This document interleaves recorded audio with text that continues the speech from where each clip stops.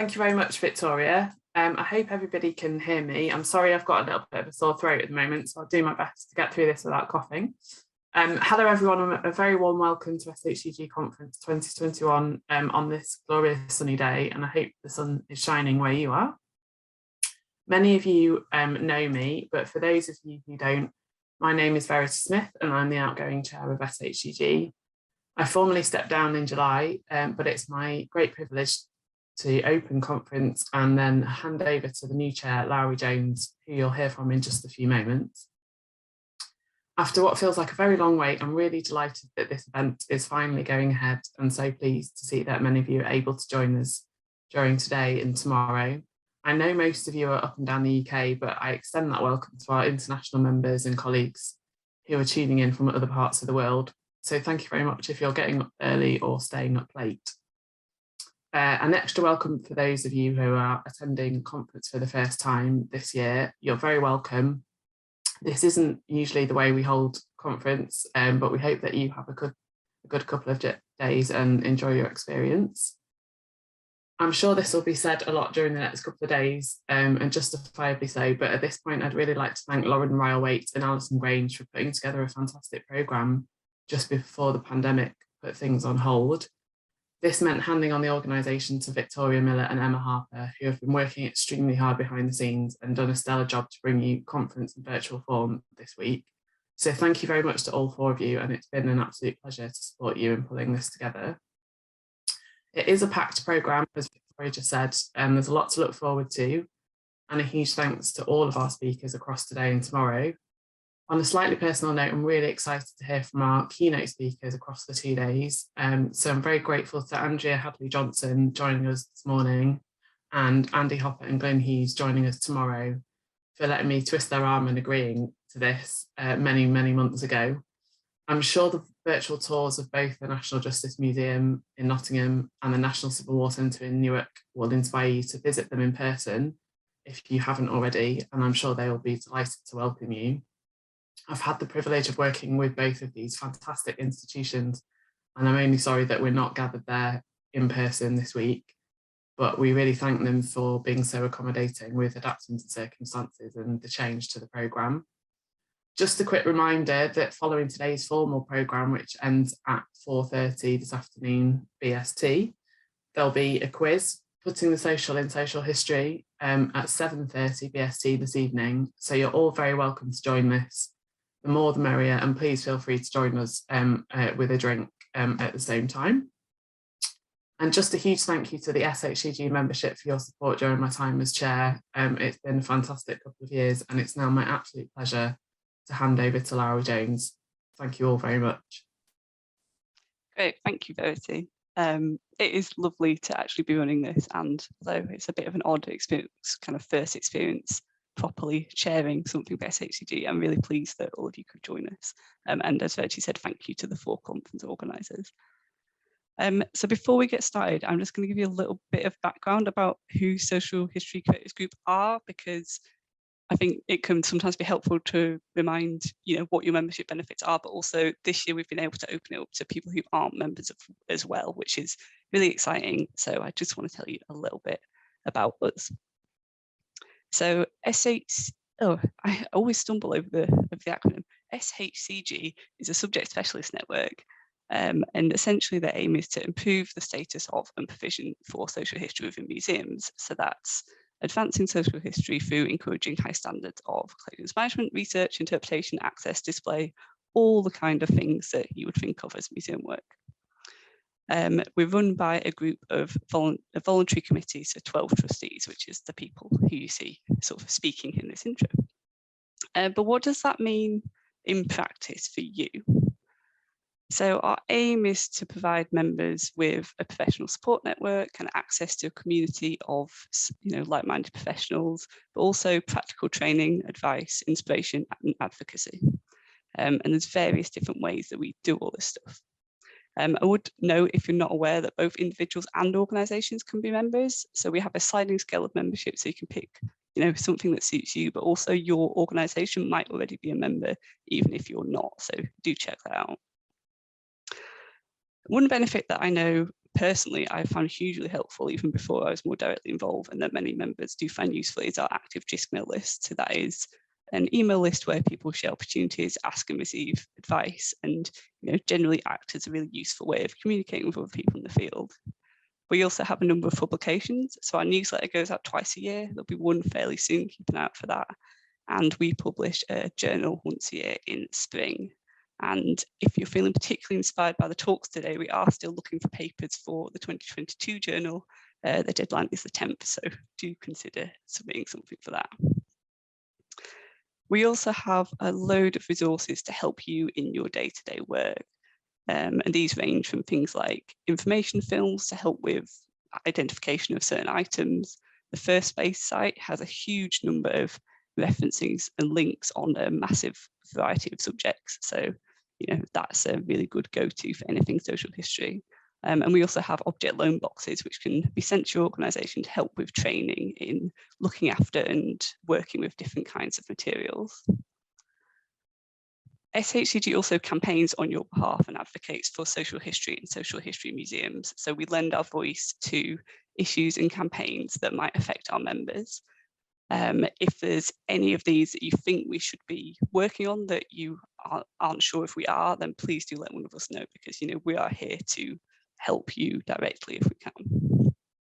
And then the other main benefit of being a member is our training events, which obviously our annual conference is one, so you're already halfway there. Thank you for being here today. But we also hold a range of training seminars on different topics. We've been doing a few of these digitally, but look out for upcoming ones. And again, if there's any themes that you think we should be covering, then we're always keen to hear what you want from us. And on that note, which Verity did touch on, but I want to acknowledge that obviously things are a bit disrupted at the moment. They're a little different from normal. You're probably all used to that by now, but I think it's worth saying. Conference would usually be in person in the summer, and it would normally be combined with our AGM. This is the first time we've run the conference digitally, and I'm really pleased that it's allowed us to open it up to so many more people. And to, obviously the digital side of things does make it easier for people to attend. So that's, really great. And although we are anticipating getting back to doing things in person from January, I really want to make sure that we maintain this kind of hybrid element of what we do so that we can maintain this access and make it easier for you to, get the most out of your membership. I mentioned we usually do conference alongside AGM, and because this conference is a little bit delayed, that does mean that we already have our new committee in place, as you can probably tell from having two chairs doing these intros.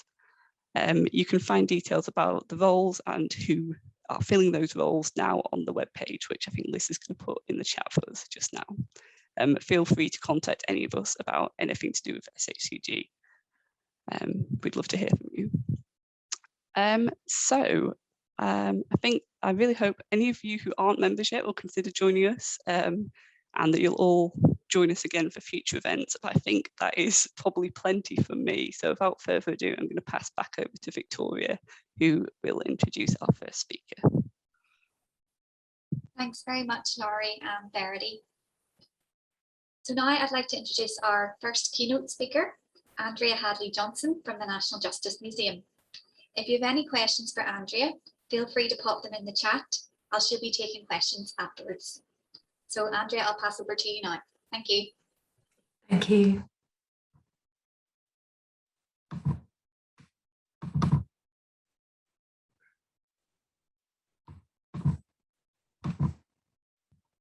Okay, thank you so much for inviting me to share some thoughts today.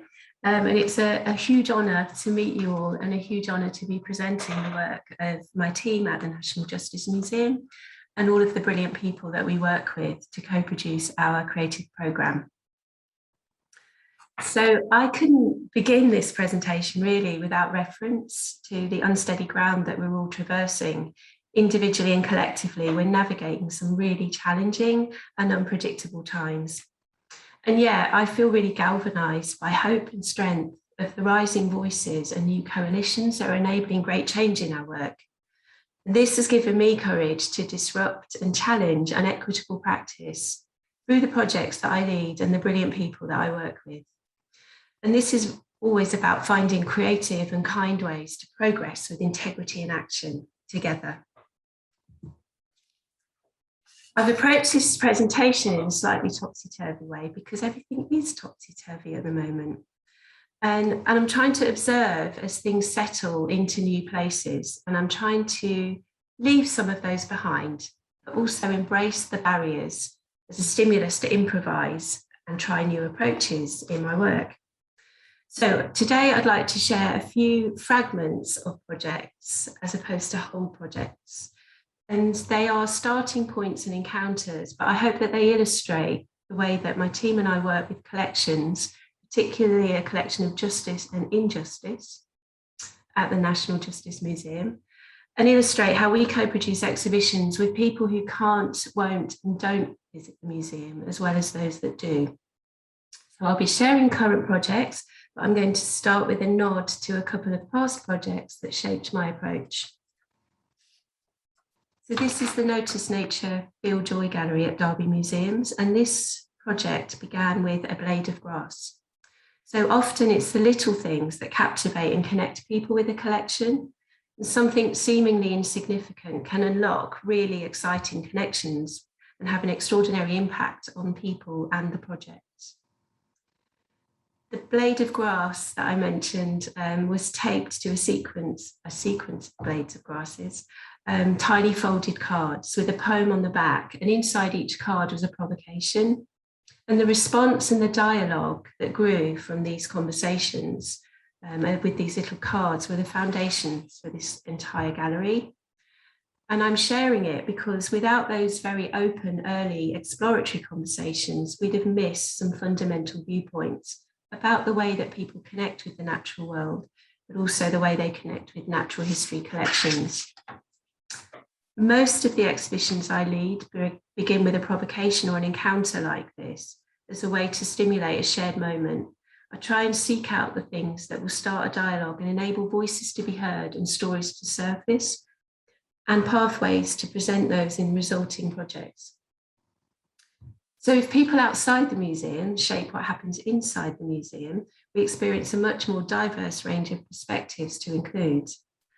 There are always more structured methods of engagement that follow: empathy and behaviour mapping, takeover days and ideation sessions, for example. These are essential, but they build iteratively on those very early experimental encounters. And I have to say that the richest, most rewarding moments happen where people are out doing what they're doing in their everyday lives. I don't remember any of the consultation forms I filled out for other organisations at the very beginning of a project. But I do know that people remember someone that rocks up with a beautiful portrait carved from a bar of soap. So whether it's a blade of grass, a museum object, or a provocation on a card, it's always a joyful or thought-provoking encounter. And these unexpected encounters resonate and stay with people. We know this because they tell us. They connect people with each other and they build community around an emerging exhibition. They shape and inform projects and offer agency. They empower and they enrich our work. So here I'm sharing Objects of Love, Hope and Fear, another older project at Derby Museums, but this again began by taking objects for a walk this time as opposed to a blade of grass.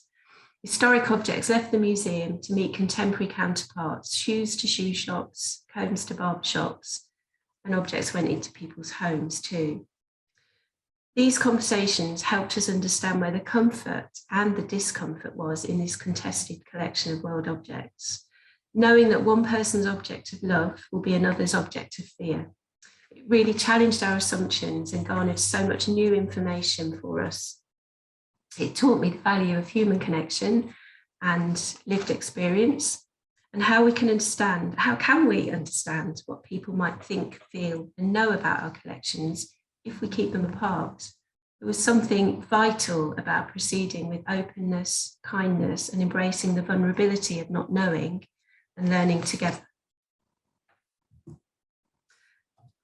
And then I joined the National Justice Museum, another brilliant organisation. And I met a much heavier collection, spaces of punishment, death and confinement. They're authentic spaces and they're incredibly affecting. They're filled with brutality and trauma, but also moments of beauty and hope. In navigating the discomfort of this collection, an open approach became a vital tool to find playful, creative ways to better connect and represent people in the exhibitions and interpretation. I started my role with a huge ideation session with the whole team and trying to understand how the museum operated, where the collections and spaces were that people were intrigued by or repelled by. And one of the questions that I asked that the team found really difficult to answer at that stage was, what do we mean to the people of the city? Visitors to the museum were treated incredibly well. People outside the building were largely invisible.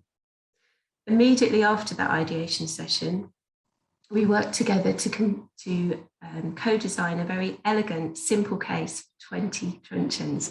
And given that I think there are 400 truncheons in the museum store, this was a good start. We placed photographs on the wall, and then we gradually developed this case to present the truncheons in.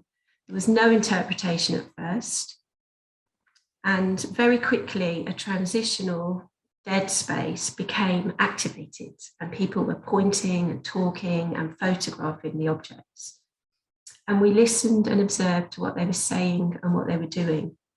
And next to the truncheon case, we placed the words that were commonly offered: peace, oppression, freedom, weapon, defense, attack, control, protection.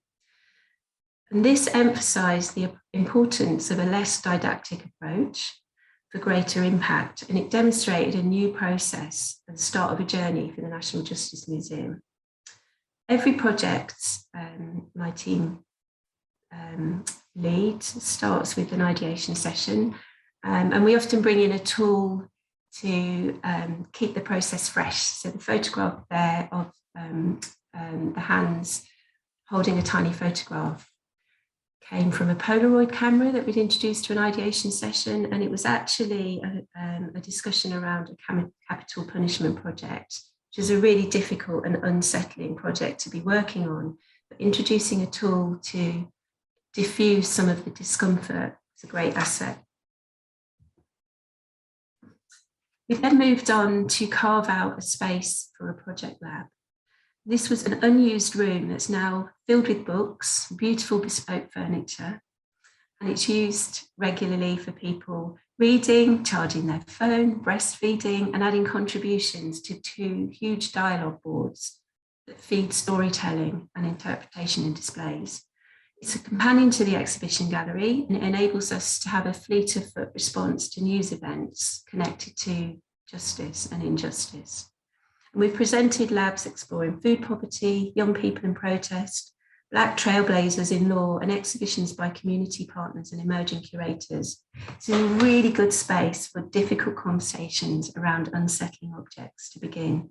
And it's often a first step into the museum for many people. Beside the ideation sessions and the project lab, we work with people in a sequence of Make It Yours creative workshops. So we employ about 32 artists a year to work beside us on these projects. There's always an object from the collection as a source of inspiration, and it enables us to connect creatively with people's thoughts and feelings and experiences around our collection. People are literally making the museum theirs in these sessions. They're working, making, talking, and sharing. And the knowledge that's built around this collection begins to grow, and the outputs from the workshop shape the exhibitions and sit beside the objects in the object documentation. When the pandemic hit, it meant we had to pause these brilliant, vital connections with people of the city. And we couldn't have Make It Yours sessions safely at the museum. So we asked, how might we be useful to people in this time of isolation? So we very quickly redesigned some of the workshops that were planned, and they became workshops in an envelope. We hand stamped them with love from the Justice Museum, and they were posted out to people that were isolating and people living in prisons, which at the time were on 23-hour lockdown in their cells. So these kind of mobile workshops were instrumental in gently exploring our collection and continuing the co-production process towards our inclusive exhibitions. We've offered about 3,000 by post at the moment and through brilliant community partners in the city that are working beside us. And in return, we've got some amazing new friendships and some invaluable responses to continue our inclusive interpretation.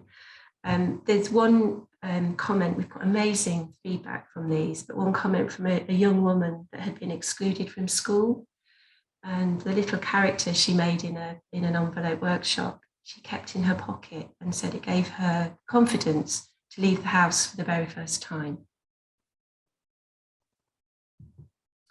So the object walks I mentioned earlier on moved from Derby to Nottingham. And this is very much about spilling the collection out onto the street and turning the museum inside out. Some are spontaneous and some are planned. Taken a letter written by Charlotte Bryant before she was executed to a human rights lawyer. And that's a key part of the Capital Punishment Project. And we've taken, for example, a violin made of matchsticks that you can see there in a prison cell to a manager of Rock City, a music venue. So there's a little bit of fun and creativity that goes into these encounters too. Holding the real deal, the real object, ignites curiosity, as you'll know from your own work. And it enables us to hear new voices, and gorgeous connections occur along the way that can change the whole shape of a project. And similar to the Polaroid camera in the ideation session, igniting new ways of thinking, our new refurbished museum bicycle holds a sense of spectacle and excitement when we take objects out into the city with it. It's a bit chitty bang bang. We commissioned panniers to be made from wood so that they would fold out into tables. And we can carry creativity, museum objects, conversations between people and back again. So there's a really interesting ebb and flow of ideas, actions and perspectives in and out of the museum between communities of people. Objects can sit in the front of the bike and materials in the back. So it's a kind of mini museum on wheels, really. And like the blade of grass in the Nature Gallery, it's a connector and a conduit.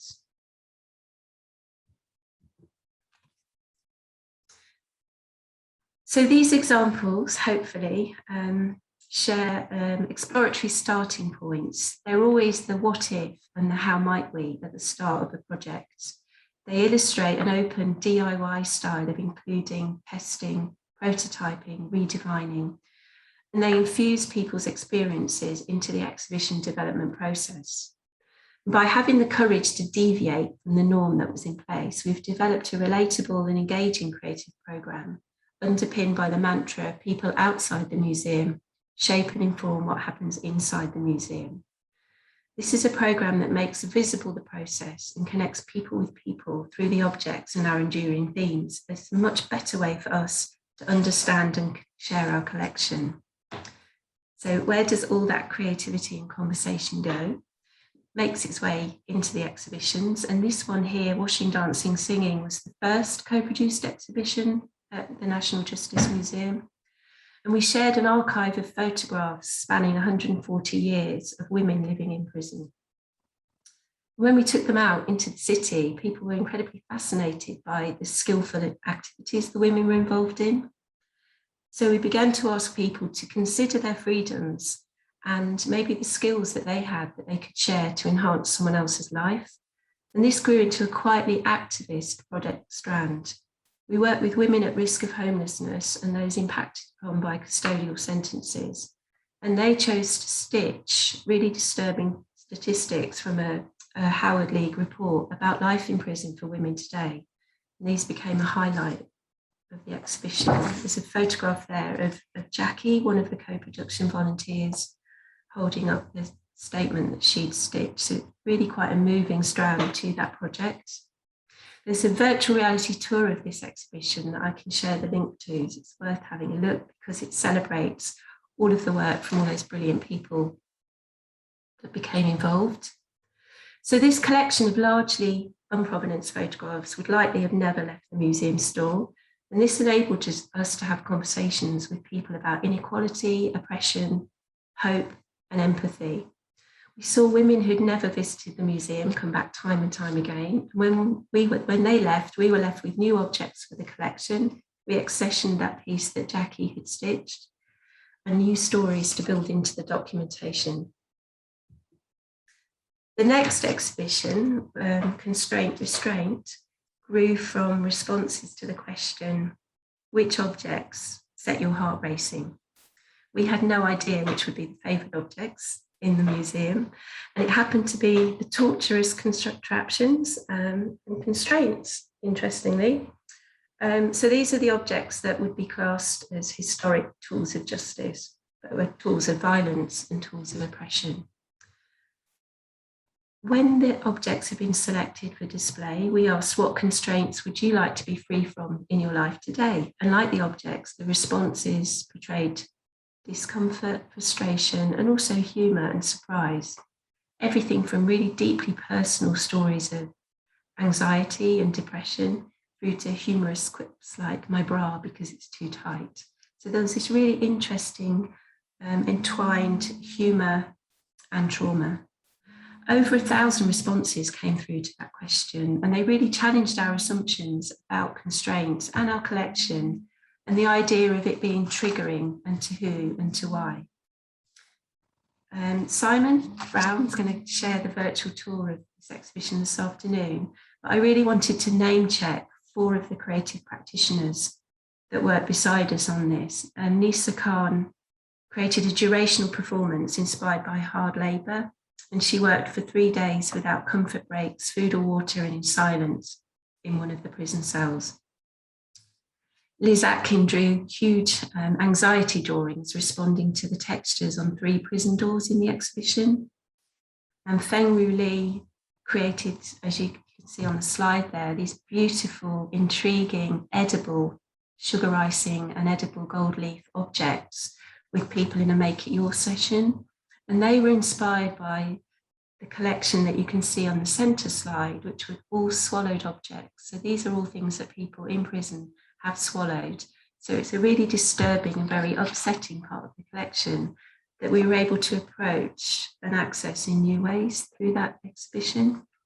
And also Elliot Morawski, who shared with us really intimate rubbings made from the inside of his prison cell.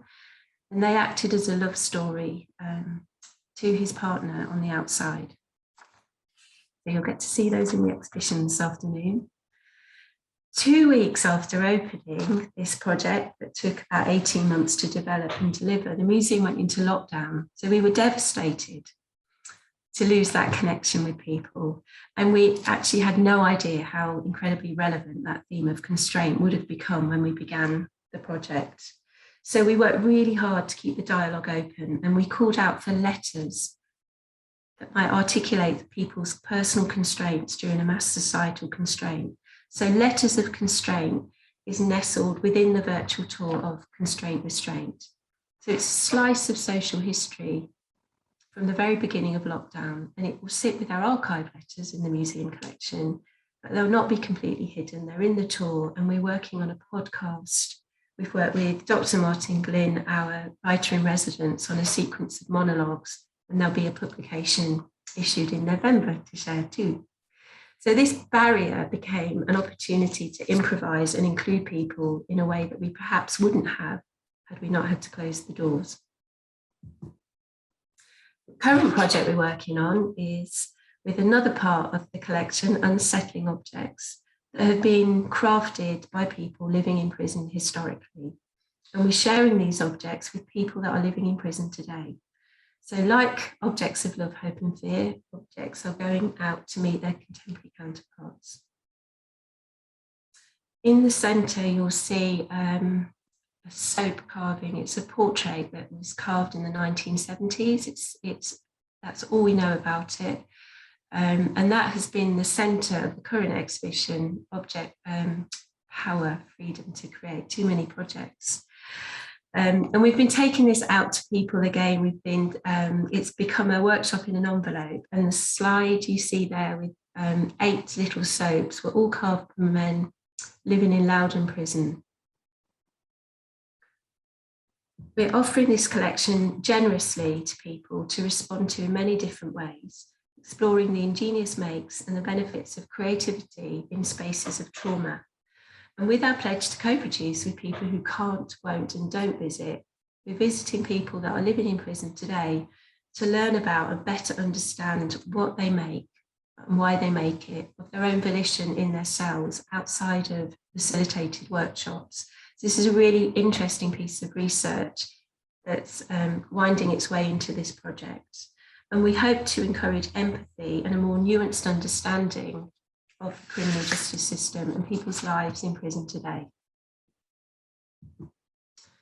It's a huge lot of words on that slide.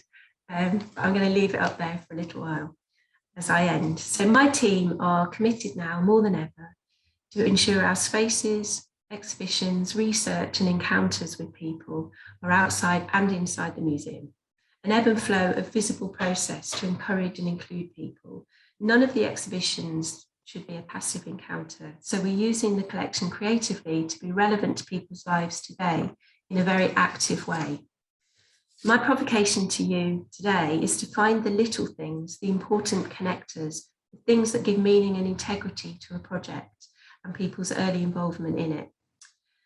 Things that might help start a difficult or a joyful conversation, the things that become the essential ingredient in the whole.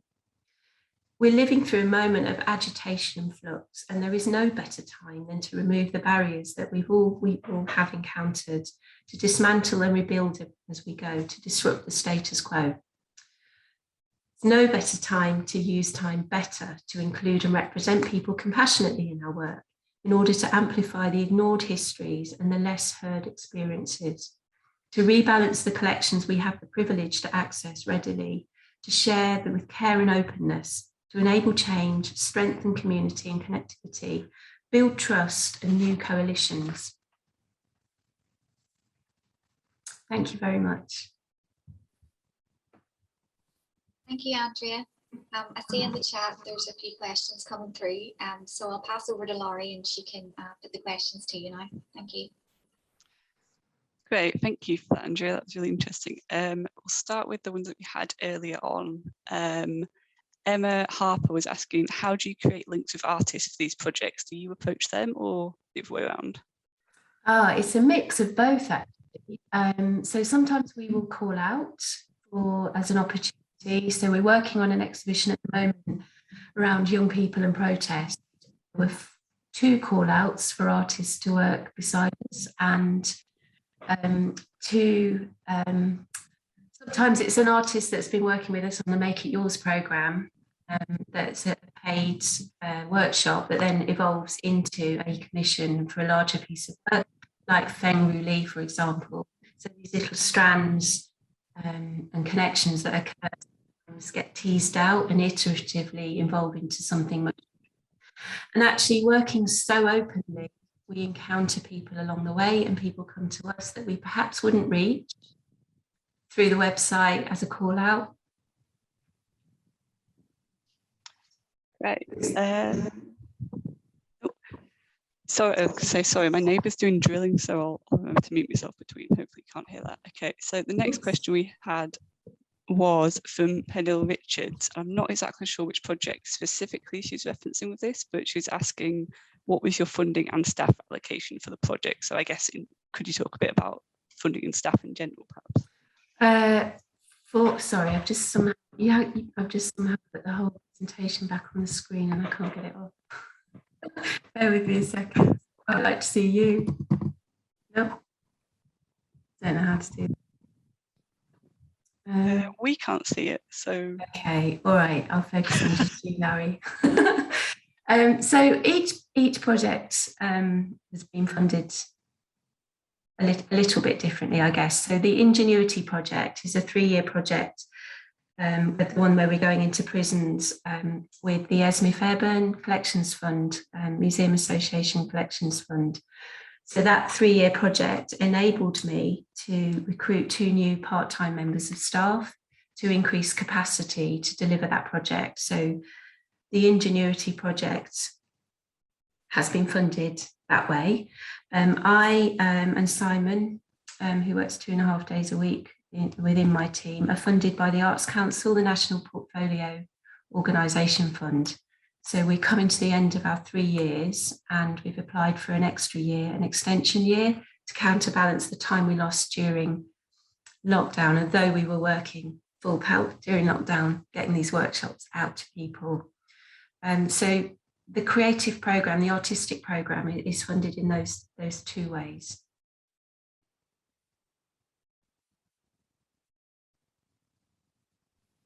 Great, thank you. Right, so, sorry, I think he's drilling in the wall right next to me. Hopefully it's not too loud. So our next question was from Verity Smith, which is, how do you go about approaching a prison for collaborating on a project? Do you meet initial resistance? Are they keen to do something creative? Does it take persuasion? Can you tell us a bit more about that?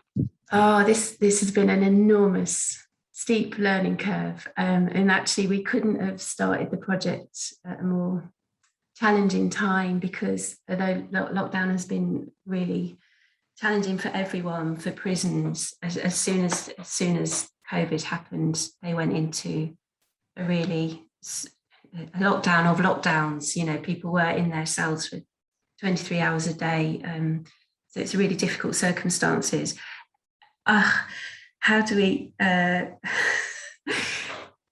We didn't really have any connections at the museum with prisons, so we had to start from scratch. And so it's been a case of networking, it's been a case of sharing what we're doing as we're doing it on our project Twitter account, NJM Ideas. So some of the organisations are coming to us now, which is brilliant, saying, I've heard you're doing this, can we get involved? Other people we've approached very formally, and we started with our local prisons, so Nottingham, Loudon and Leicester, and also some creative practitioners that we've encountered along the way that are doing really, really good stuff in prisons already, and closed institutions, and they've been really, really fabulous, a really great support to enable access. So I've had the great fortune to be able to go into Leicester Prison on a number of occasions during lockdown to meet with people on a one-to-one basis, to kind of gently interview, to hear about what people are making and why they're making. And that's been enabled by the librarian.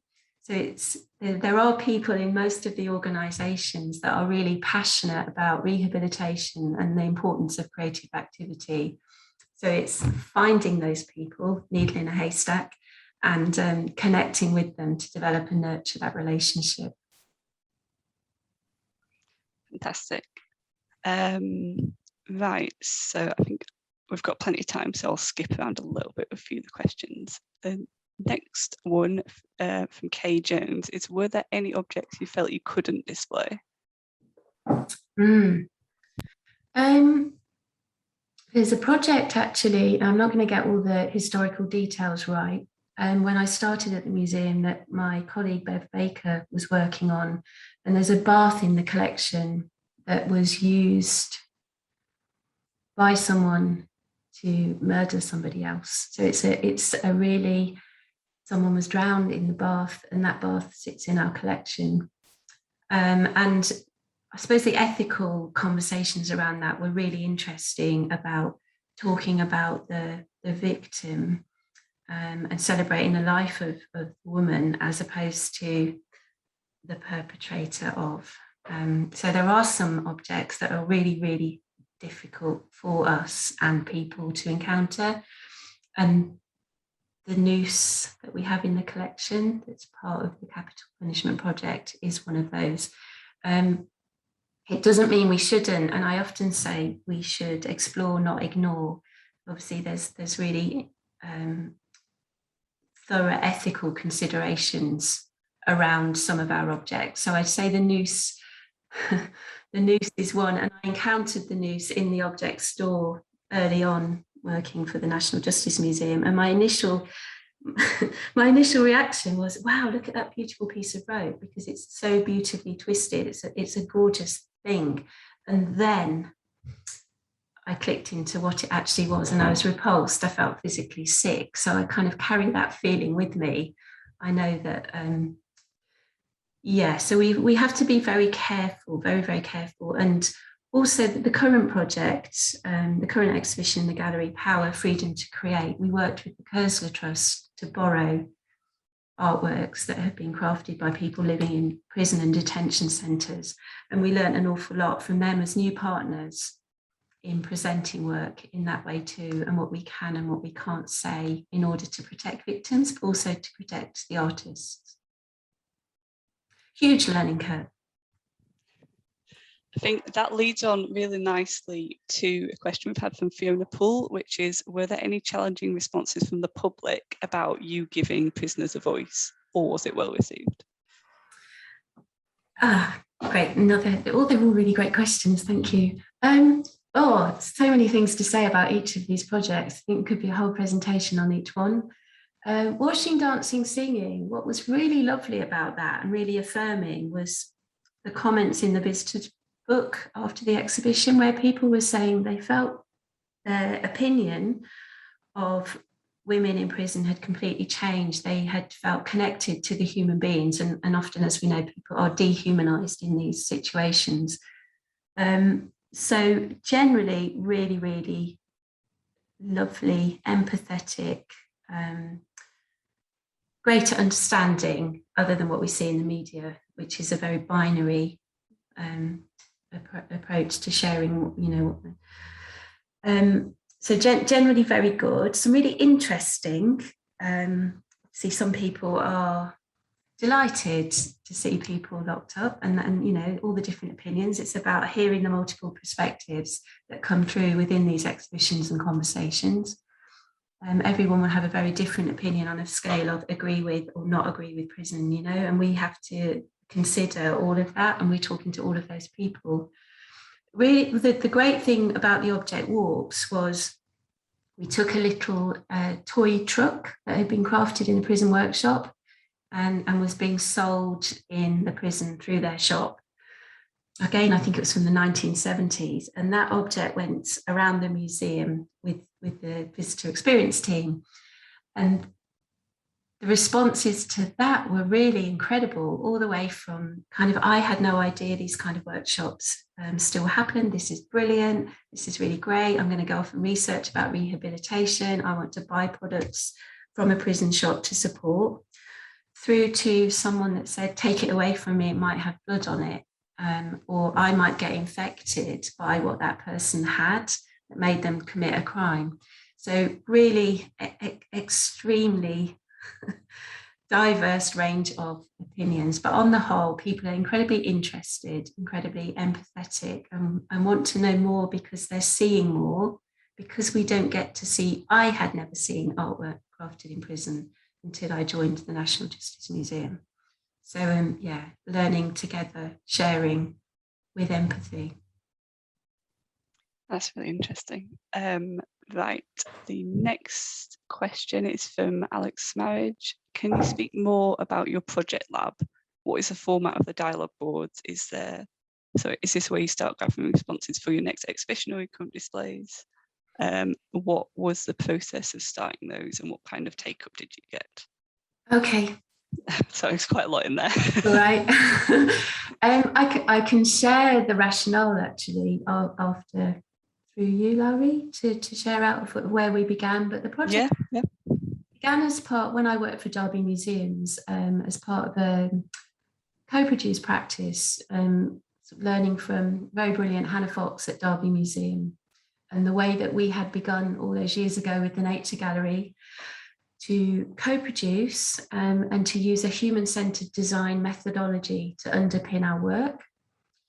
And project labs are one of the tools within that human-centered methodology. And actually, I always say that a project lab doesn't have to be a room. It can be a chalked provocation on the outside of a building. It can be a little Twitter account, which we've set up a project lab sort of Twitter project account. I feel very fortunate in this case that we had that room, and it was a room when I joined the museum that was underused, if used at all, really. And it felt like the ideal opportunity. It was in the free part of the museum. Our museum it's a paid, you pay, it's a ticketed venue. The temporary exhibition is free, and it felt like an ideal opportunity to build this companion space where we can have those conversations, and people can sit. Everybody needs to sit somewhere.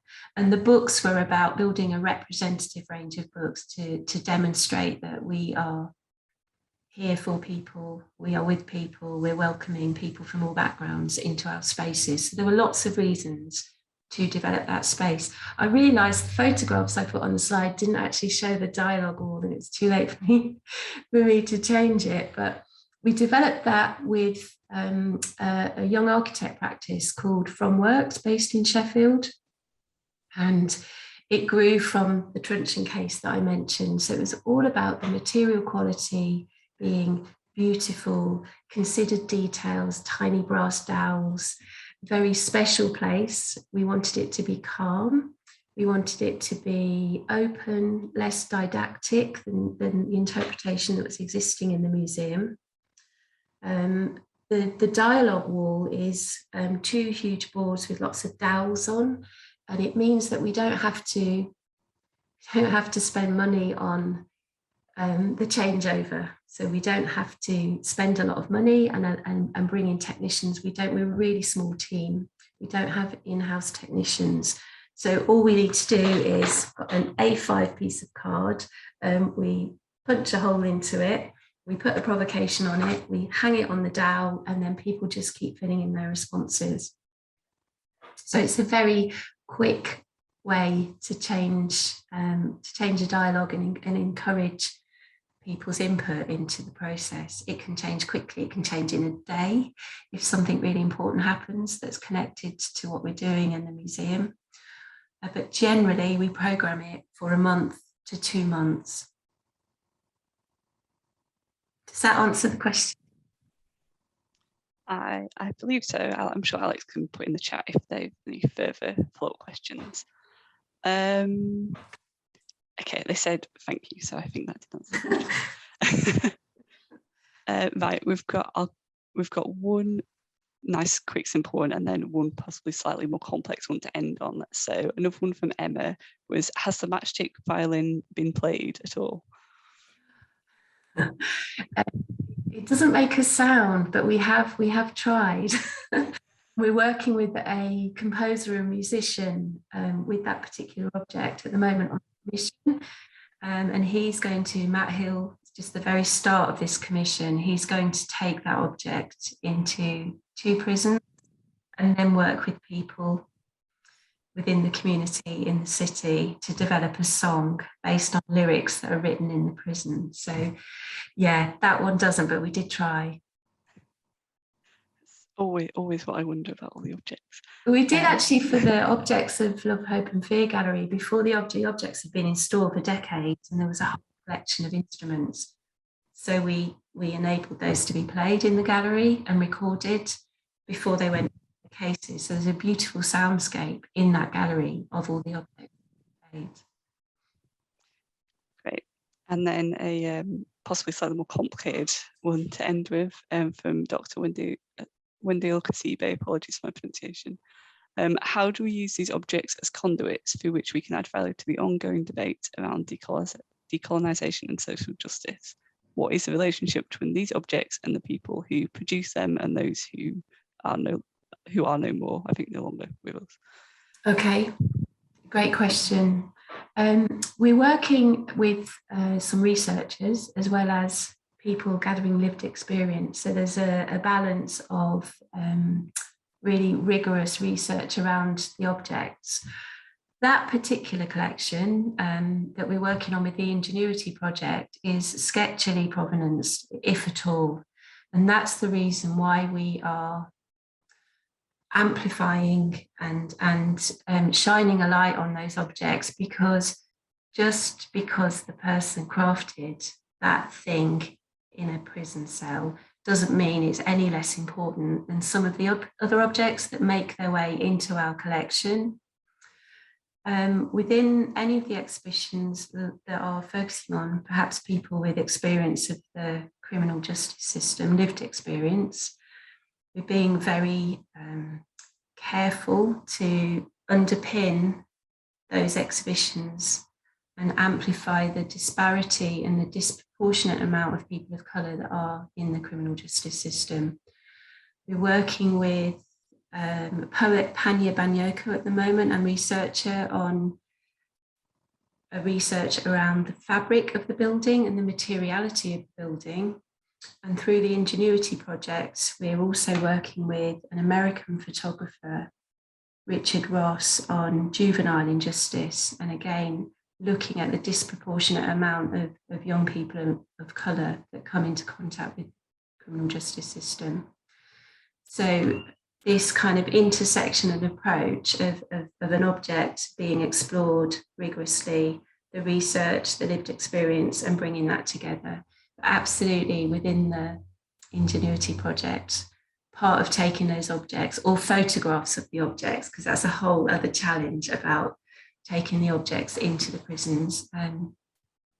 It's about meeting people and hearing those stories of lived experience of justice and injustice in each of those situations. Thank you, Andrea. That was a really interesting talk and some great questions from everyone. So thank you for those, and we're perfectly on time for the next talk. Thank you so much. Victoria. Thank you, Andrea and Laurie. As Laurie said, dead on time, so brilliant. So I'll move on now to our first paper for today from Kate Stephenson. It's called Tours, Taboo and Tea, Navigating Sex Within the National Trust for Scotland. So I'll pass over to Kate now. Thank you. Hi, thank you very much. Just bear with me while I play with the technology, and I will share my screen.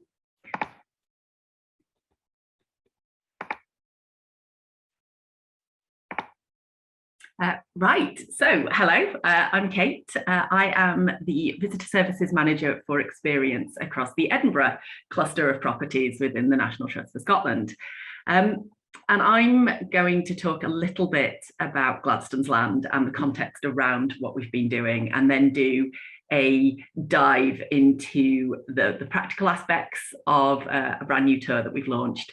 And really, exactly to echo what Andrea was saying, the really steep learning curve we've had with some of this. So it is going to be a little bit warts and all.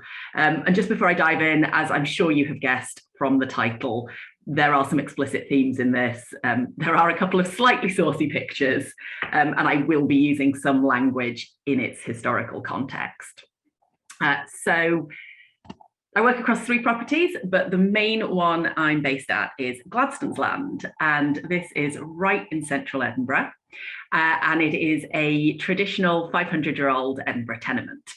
The lovely frontage that you see on the right there was extended out from the original building and added on in the early 1600s by a gentleman called Thomas Gladstone, and that's where we take our name from. We are literally Gladstone's house, Gladstone's Land.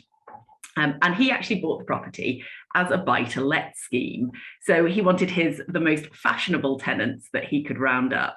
And so when he built this extension, he put in the highest end decor of the day. And we have 3 painted ceilings, which are date to 1620. So that's what you've got on the left here. Now, Gladstone's Land was a very fashionable location right the way through the 17th and 18th century. And it didn't just have residential tenants, it had a lot of commercial tenants as well. So the ground floor there you see under the arches has always been some sort of commercial premises. We've also had a whole range of taverns out the basement, and we've had commercial premises on other floors as well within the property.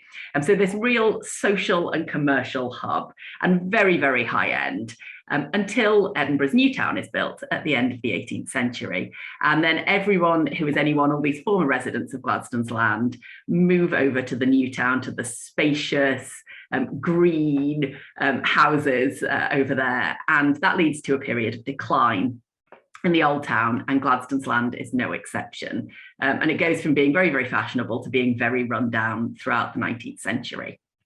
And the trust actually acquire it in 1930 after it's been condemned as unfit for human habitation and is scheduled for demolition. And when they acquire it, they actually don't know these painted ceilings have survived. And they start renovation work and uncover them, which is why they're in such good condition. But what this does mean is it means that we have no collections at all associated with the building.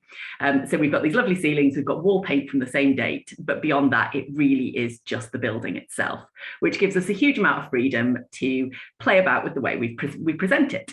Now, it was first opened to the public in 1980, and it was presented as a 17th century merchant's house, the time of Thomas Gladstone, and a real focus specifically on Thomas Gladstone.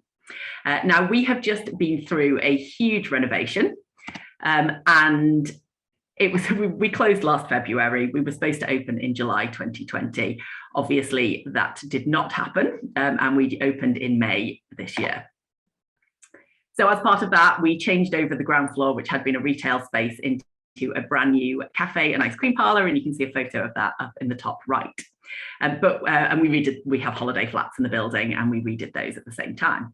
But we also had this brilliant opportunity to recreate the property and to recreate the spaces that we had open to the public. So we opened up a third floor that we'd not had open before, our third painted ceiling, and we completely rejigged the second floor and also sort of reinterpreted the first floor. And what we've done is we've taken the focus away from the objects. It had been very object focused, as well as this focus on the 17th century, and onto the people, onto the social histories. And each floor is now in a different time period. You start in 1911 and you work back in time to 1632, which you can see on the left there, via a draper's shop in 1766, which is in the bottom right. And we did this for a whole range of reasons, but one of those that'll become sort of more of a highlight later is that we were really keen to talk more about the women that had lived in the property. We weren't talking about them at all before this, and that was important to us, to tell those stories, and also to really focus on, we have so much information about the residents, to really focus on their stories and not on objects that actually didn't link to the property at all. Now, obviously, with this big recuration, this change in focus, we have had to change the products that we're offering and the public engagement that we're offering. And we have rewritten our daily tour. We're also open self-guided, been running a whole range of events. But as one of these, we have launched a couple of specialist tours. And one of these is Intimate Lives. Now, this looks at the history of sex and desire in Edinburgh's Old Town, and tries to focus as much as we can with the information we have on the tenements and people's sex life within a traditional Edinburgh tenement, and really tying it back to what we do at the property. Now, again, with the sort of the reasoning behind the whole recuration, there were a few reasons we wanted to do this. The reason that we actually started down this path in the first place was a bizarre run-in with some of my volunteers and a psychic who came to visit. And she visited our basement, which had been this tavern throughout a good portion of the 17th and 18th century. And she said, sex workers operated out of here. And we didn't really think anything further of it. And a couple of our volunteers sort of got their teeth into the idea and brought it up at inopportune moments, the Christmas party, in front of visitors. So eventually we agreed to do some research into it. And it really opened this whole field of study that hadn't been talked about a huge amount in an Edinburgh context. So we had this wonderful start, this body of knowledge, particularly relating to sex work in Edinburgh, and that we then could use as a jumping off point in putting this tour together. Ties in very much with our social history focus that we've with the recuration, and again, telling more women's stories as well. Those two other things, we wanted to do something new, and this is very, very new for the National Trust for Scotland, and actually quite new in terms of across the UK. And we were really keen to attract new audiences. The National Trust for Scotland has a very traditional demographic. Trust members, broadly, we get a lot of retirees coming in, and we were keen to try and bring younger people in and sort of people who didn't fit into the traditional demographic.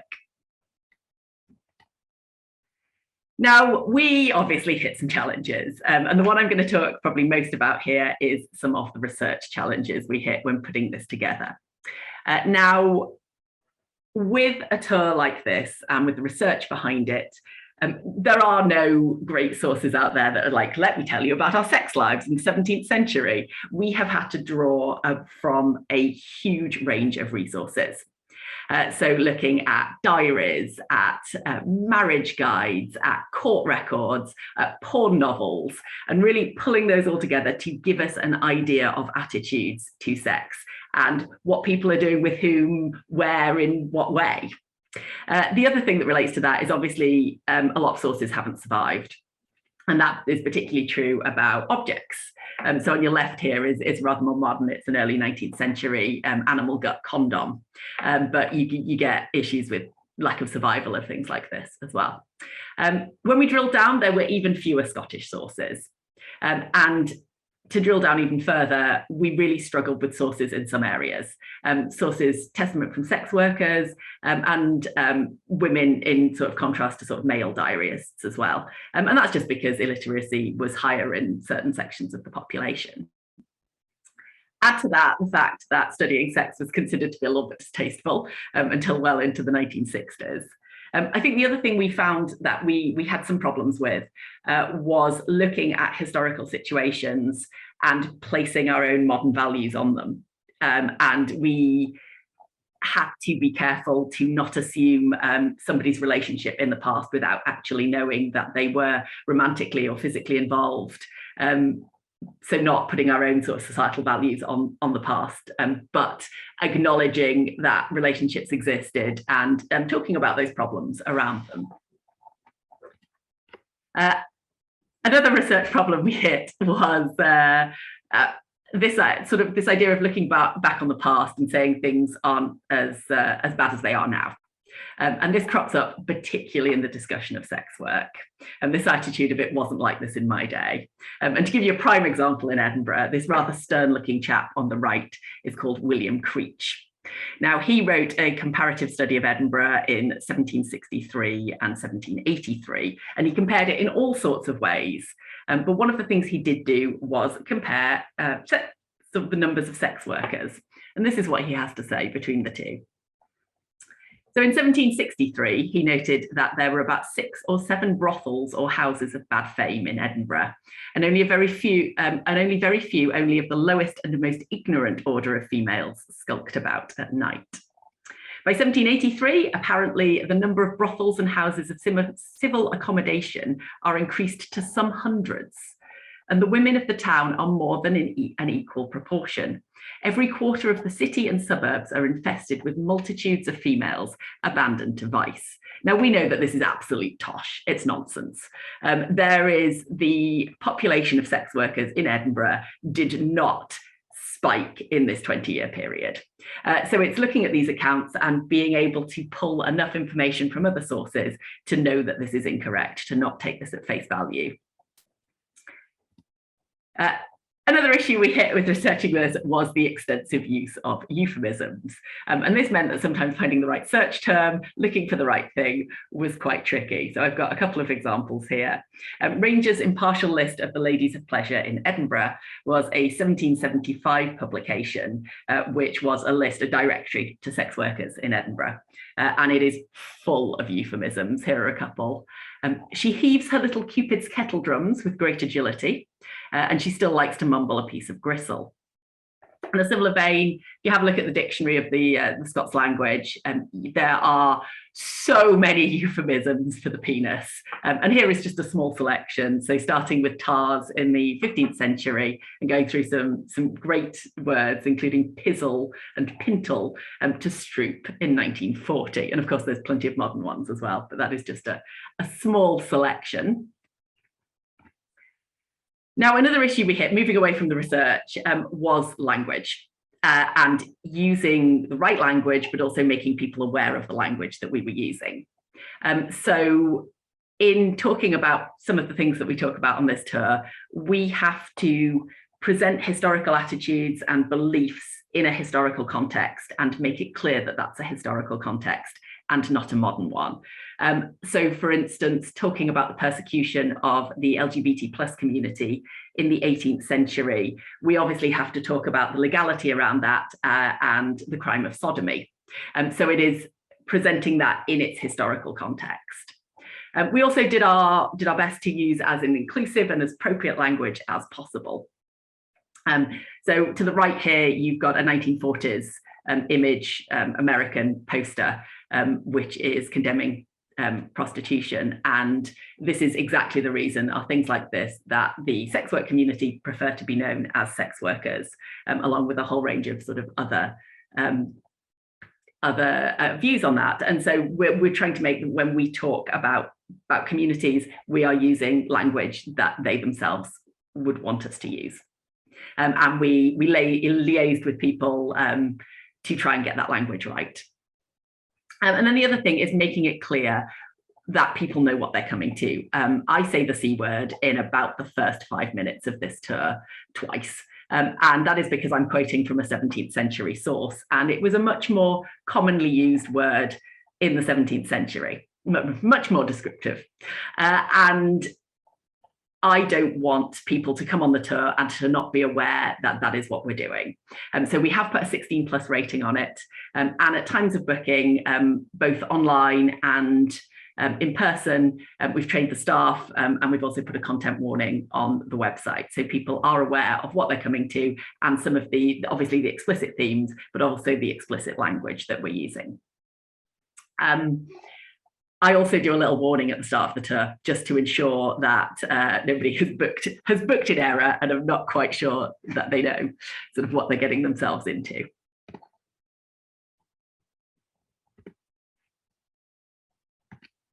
Now, there were some other challenges. Some of these were perceived, and some of these were things that we didn't expect. I was a little bit concerned about getting our volunteers on side. Turns out that wasn't an issue at all. They were 100% behind this. And I actually ended up sending the script out with a warning to our entire volunteer email list. And it went down really well. And 93-year-old Audrey came in to tell me how much she'd enjoyed it. Now, I had one of the best emails I've ever received from the Trust, flagging up some potential issues the week we launched this in June. And one of those is legal obscenity issues. Turns out, after consulting the legal department, that wasn't an issue. And then that same email also flagged up some concerns about complaints, membership backlash, and insensitive media coverage, and I'll come to those in a minute. The one thing that none of us banked on was inappropriate visitor behaviour. And this is an issue we have had. We have had a couple of people come on the tour that have been borderline inappropriate. We haven't had to ask anybody to leave, but it has meant that we've had to put in place safeguards to allow us to be able to do that if necessary. Add to that the fact that we generated quite a lot of publicity when we first launched this tour, and we had some very strange communications.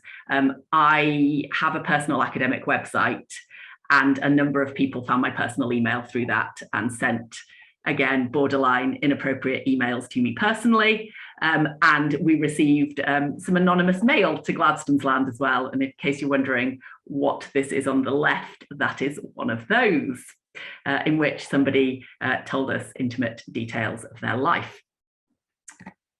Now, in terms of reception, so far we've run 19 tours over the 3 months we've been running them. So we've been running about 1 or 2 a week. We've had 205 attendees. We have had precisely 0 complaints, which is as much a surprise to me as it is probably to some of you, and certainly a surprise to our press and marketing department. And we've had incredible feedback. The feedback we have received via TripAdvisor, we also have an internal feedback system at the Trust. That has all been really positive. And it's also generated a lot of interest. Academics have got in touch. We've had publicity opportunities that we would never have had if we hadn't have done something a little bit brave. And I've met some really, really interesting people writing books, people researching the topic, people writing novels who want more information. And we had some incredible media around the launch. This is on the right is a Guardian article we had. On the left, this is the most, I mean, we really didn't have any insensitive coverage. This is the closest it got, and it was really just a slightly cheeky review of the tour with some terrible editing. You might notice there's a random word in the middle of the title. Now, have we succeeded in attracting new audiences? So I don't have enough data to say definitely, but I do know that we have attracted a lot of non-members. So we run a general tour, and we can track, members get all of our tours free, both the specialist and the general, and we can track how many members are booking on the tours. So we know that on our daily guided tour, about 70% of the people who come are members. Tables Through Time is our food history tour, about 74% members. Intimate Lives, only about 34% of the people booking it are members. Everyone else is a paying customer, which suggests that we are engaging with people that we haven't had a relationship with as the trust before.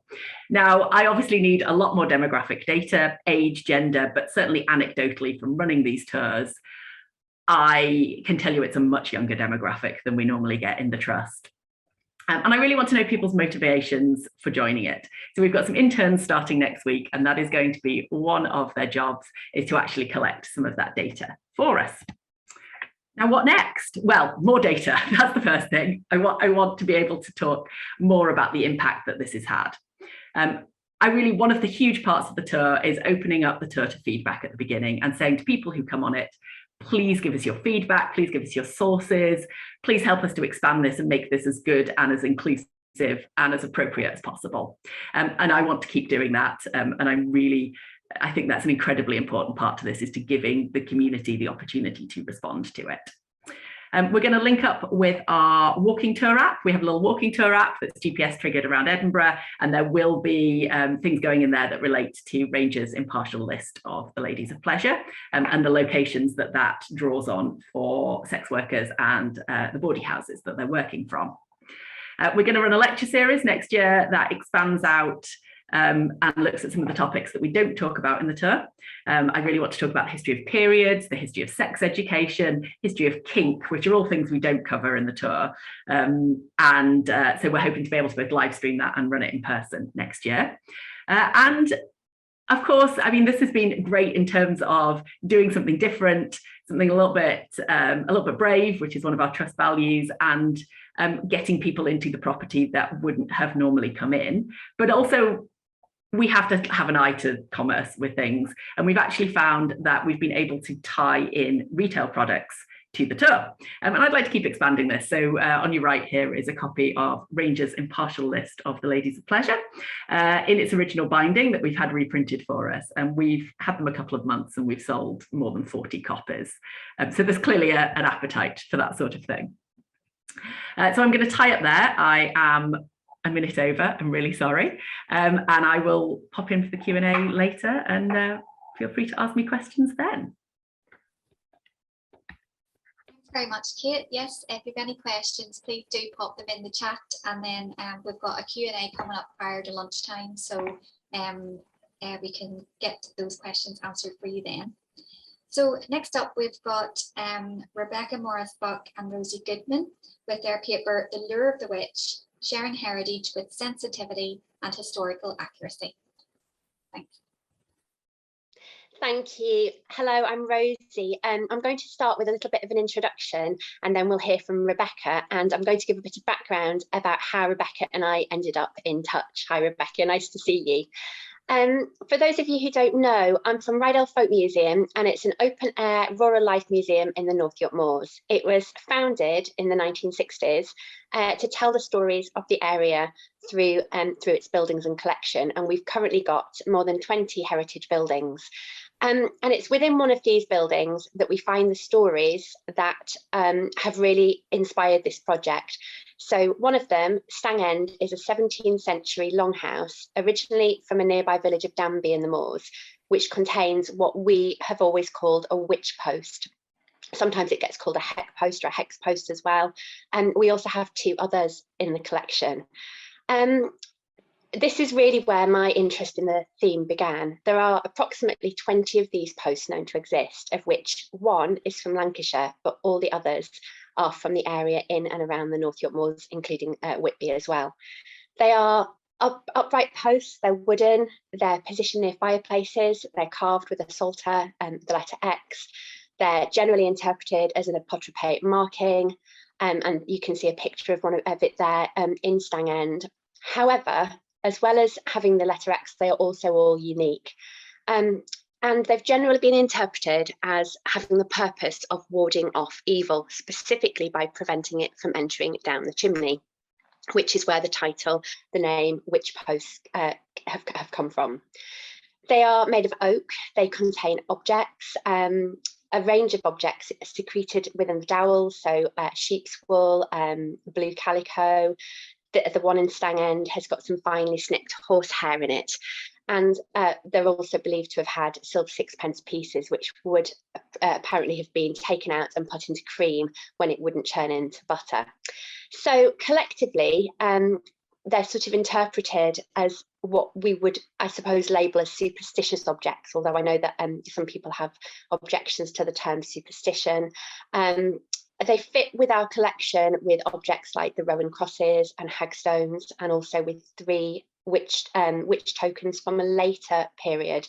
So they're sort of love charms with hearts and dates from the early 18th century. So collectively, we have a handful of objects which are all related to the theme of witchcraft. It's not a great deal, but it's also fits with wider stories that we tell in the North York Moors. We know the names of a number of women who were well known in the area, Betty Strother, Nanny Pearson, who collectively are known as the Rydale Witches. And they've become of interest to me for a number of reasons. And one is that I was aware that whenever we mention witch, whenever we talk about the term with visitors in interpretation and on social media, we get lots of interest around it. When we were recruiting for a volunteer witch, a role that we've had, believe it or not, since the 1960s, obviously on and off, and the witch changes. But you know, social media posts about this were shared a ridiculous number of times. It's clearly something that interests people. However, it's also clearly something that felt sort of intrinsically difficult and complicated to me when I started thinking about how I would use it within marketing.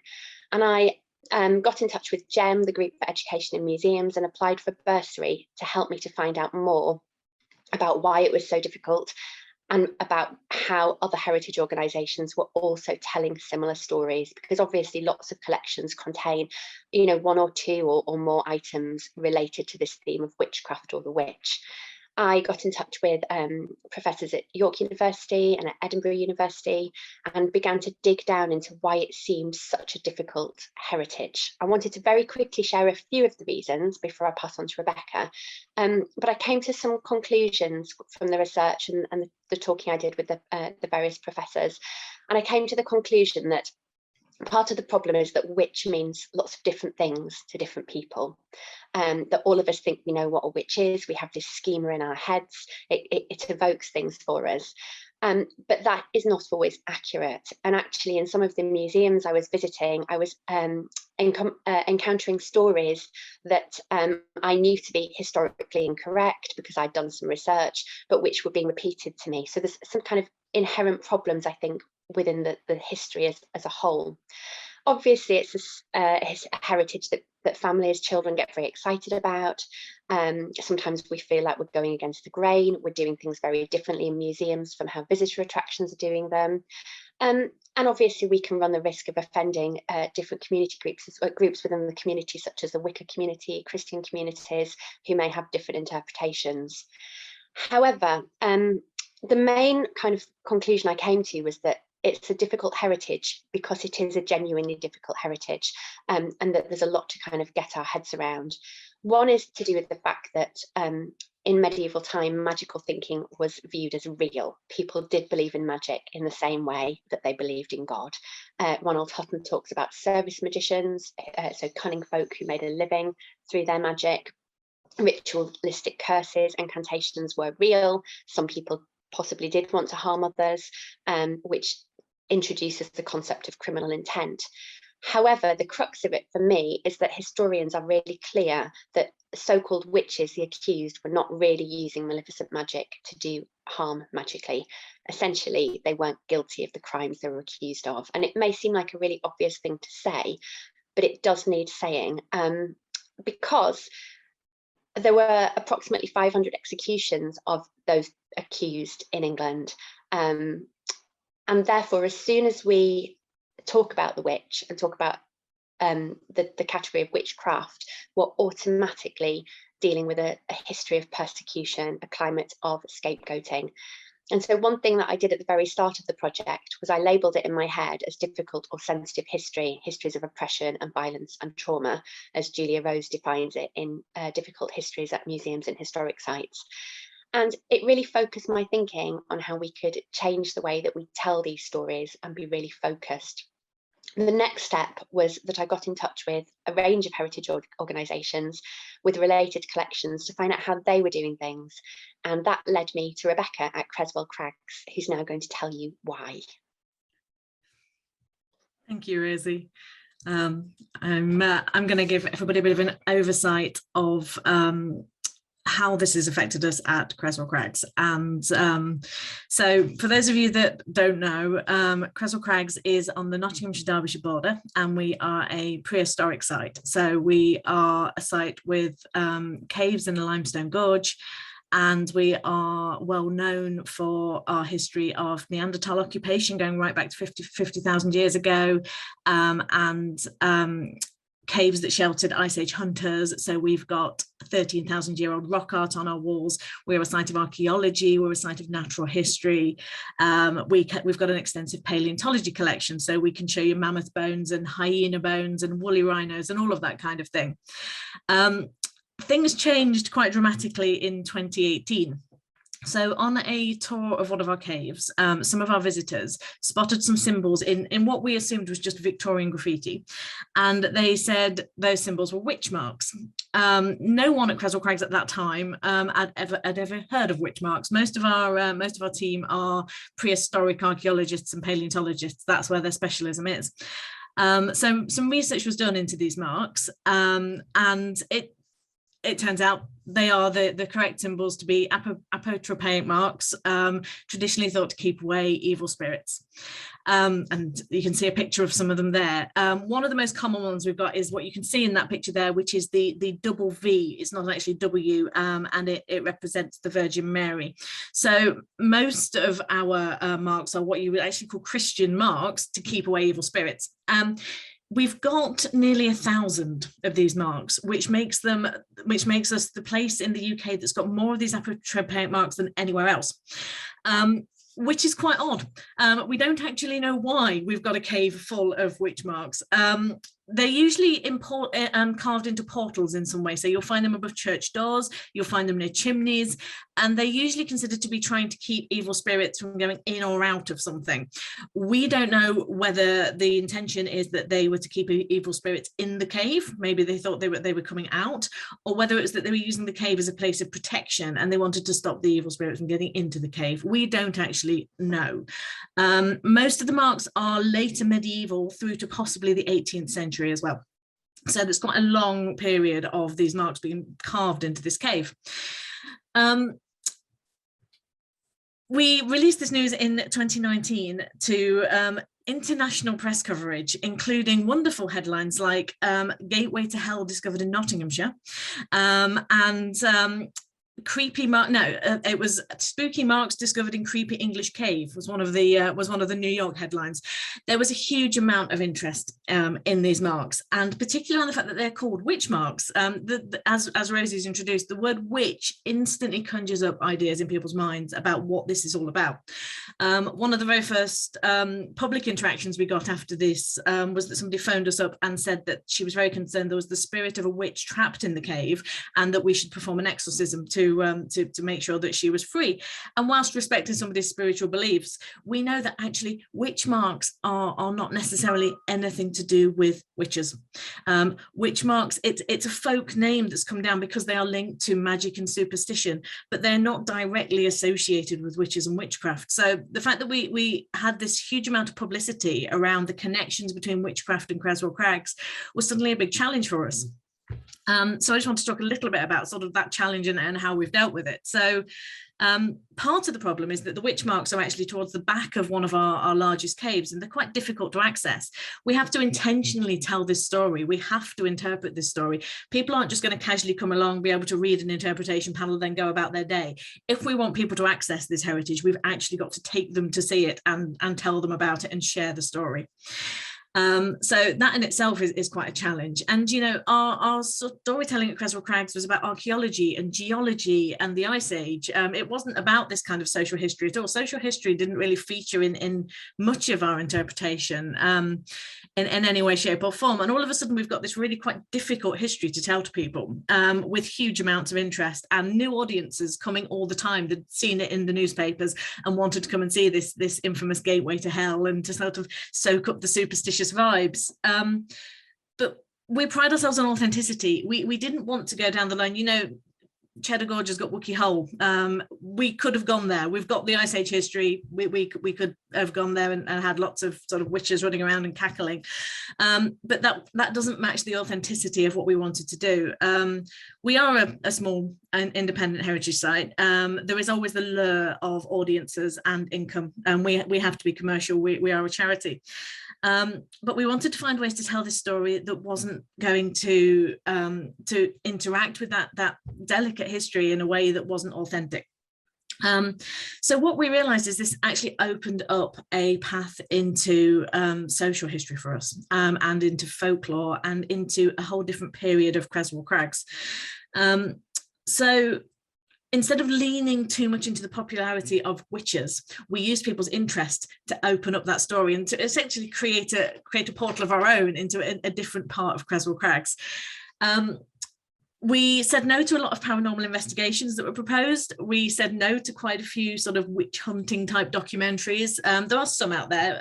It's impossible to refuse that completely. But we also started to talk more about folklore and the people that lived at Creswell Crags at a later time. So in the collection of the Met in New York, you will find a painting, and this is an example by George Stubbs. It's called, I just need to check my notes, it's called Two Gentlemen Going A-Shooting with a View of Creswell Crags Taken on the Spot. And that was painted in 1767. George Stubbs was often a guest of the Duke of Portland, and Duke of Portland's estate included Creswell Crags at that time. And in that painting, you will see an old mill and some houses at one end of the gorge of Creswell Crags. And there used to be, the archaeology has also shown us that there used to be a hamlet at that end of Creswell Crags and people lived there. And that had been there for a few centuries. They are the people that were making the marks in our caves. And we'd never been able to tell those stories before. The town of Creswell has actually since shifted. People see our limestone gorge is entirely unspoilt, as if nobody's been there since the Ice Age. The town has shifted due to 19th century coal mining, so there is no longer a hamlet in the gorge. But all of a sudden we had a connection to the people. We were able to start to tell their stories and to imagine the way they interacted with their environment, which is of course a connection right back to the prehistory, to the same people that would have gone into the caves and carved our rock art 13,000 years ago, influenced by the weather and what was happening to them outside of the gorge. They're the same sorts of things that would have been affecting people thousands of years later living in the gorge and may have prompted them to go into the caves and to carve these marks. So it gave us a way in that wasn't just, oh, let's talk about witches, let's actually talk about the people and the social history. And then it links into Stubbs and it links into the connection to the Welbeck estate, and it gives us a whole different way of talking about Creswell Crags. However, every Halloween, and this is just about happening again, I look after all of our marketing and communications, the gateway to hell stories start to resurface. We start to get people requesting to go on ghost hunts in the caves, and we get a lot of interest in the mystical, the magical and the folklore side of Creswell Crags. This is something we can't ignore. A lot of our team would like to, believe me, I get a lot of pressure from the archaeologists on our team that the witch marks aren't really that important and that actually we should just be focusing on the significance of our Ice Age archaeology. It's the Ice Age archaeology that's going to make us potentially a World Heritage Site. We are on the tentative list for that. It's not the witch marks. To a lot of our team, they're trivial, but you see the audience interest. It peaks around this time. What we don't want to do is start running witch tours with volunteers in pointy hats necessarily running around on the site. So then we're left with the challenge of how do we tell these authentic stories of folklore, superstition and social history, but also accepting that lure of the witch, as we titled this talk. People really want that. It brings people to our site. They want to know that sort of spooky, creepy detail. And people will stand in our site, and this has happened a lot more since the witch marks discovery, and say, oh, it feels like a very mystical and magical place. It doesn't always feel like an archaeological site to everybody.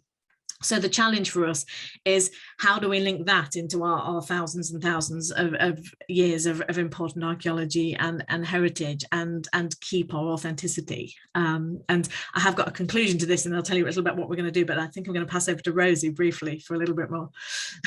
Thanks, Rebecca.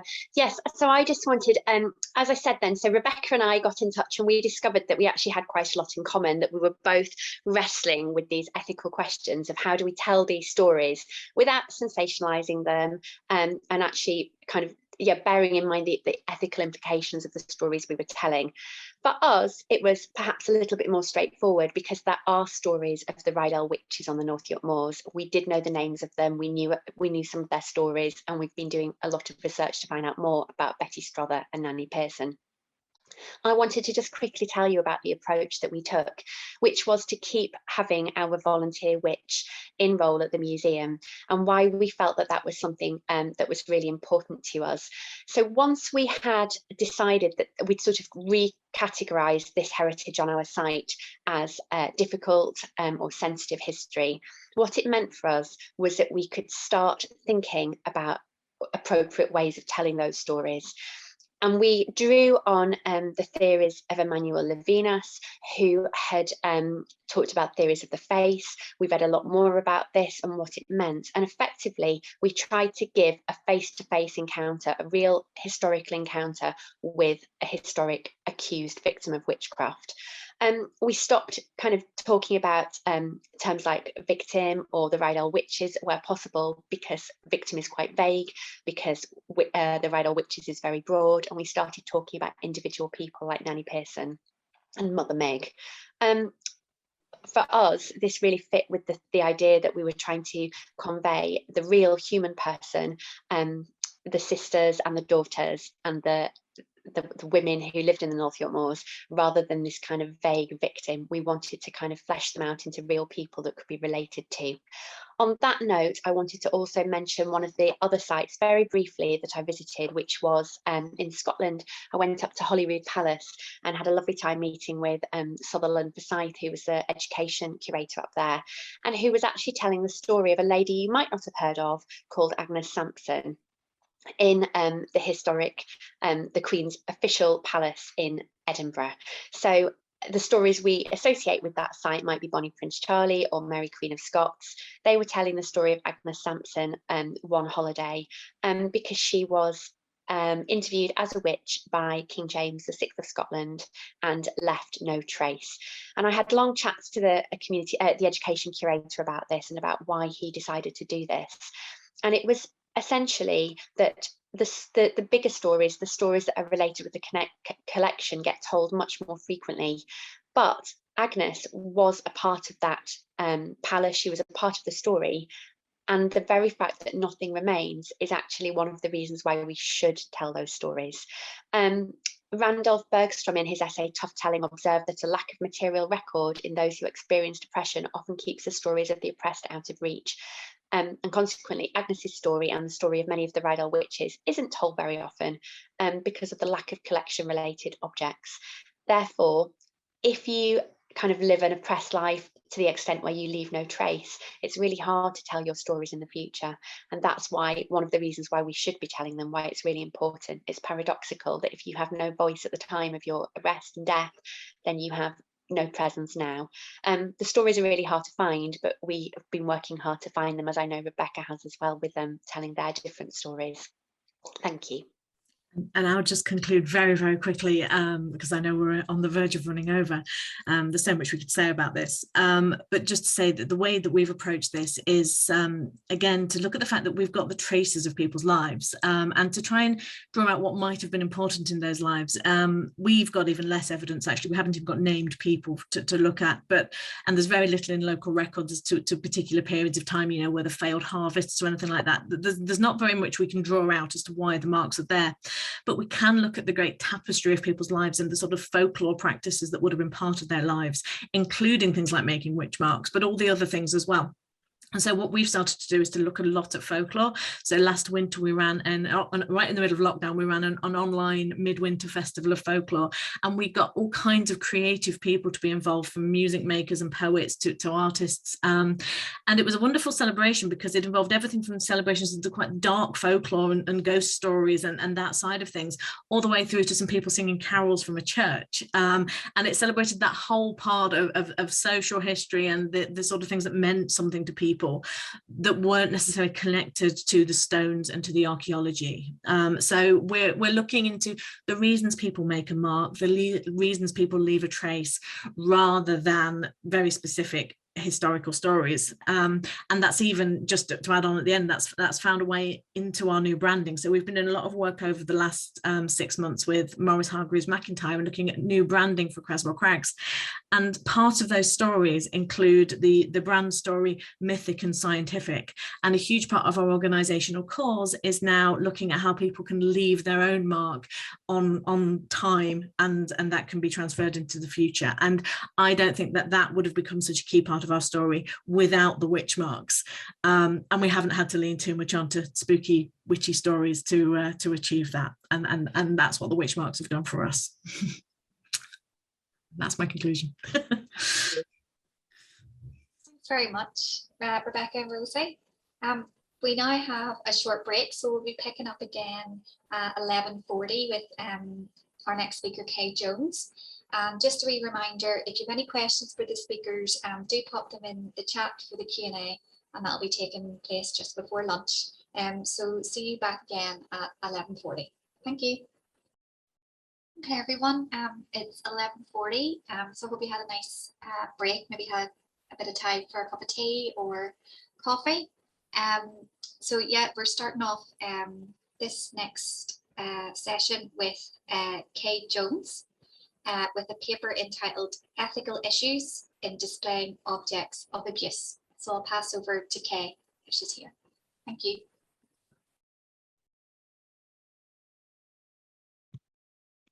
Hi everyone, I'll just share my screen.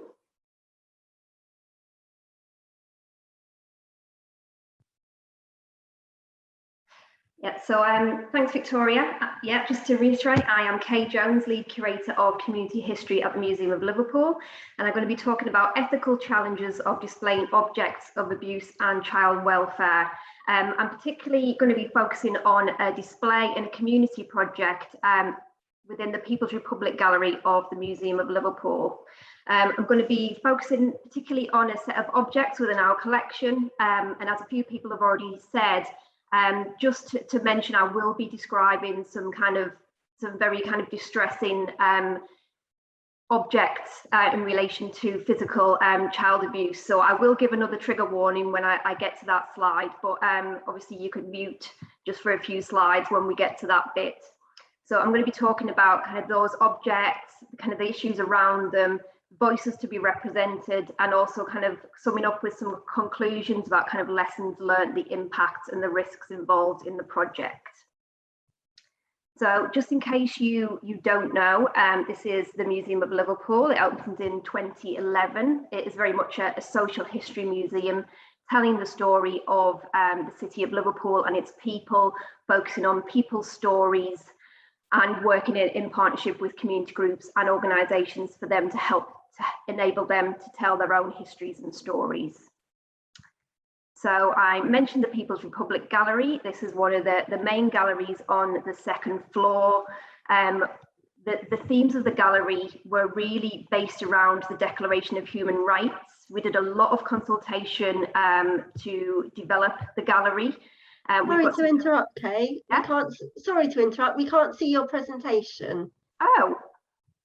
I'm happy to share it if that helps. Yes, please, if you could. Yep, let me give it a go.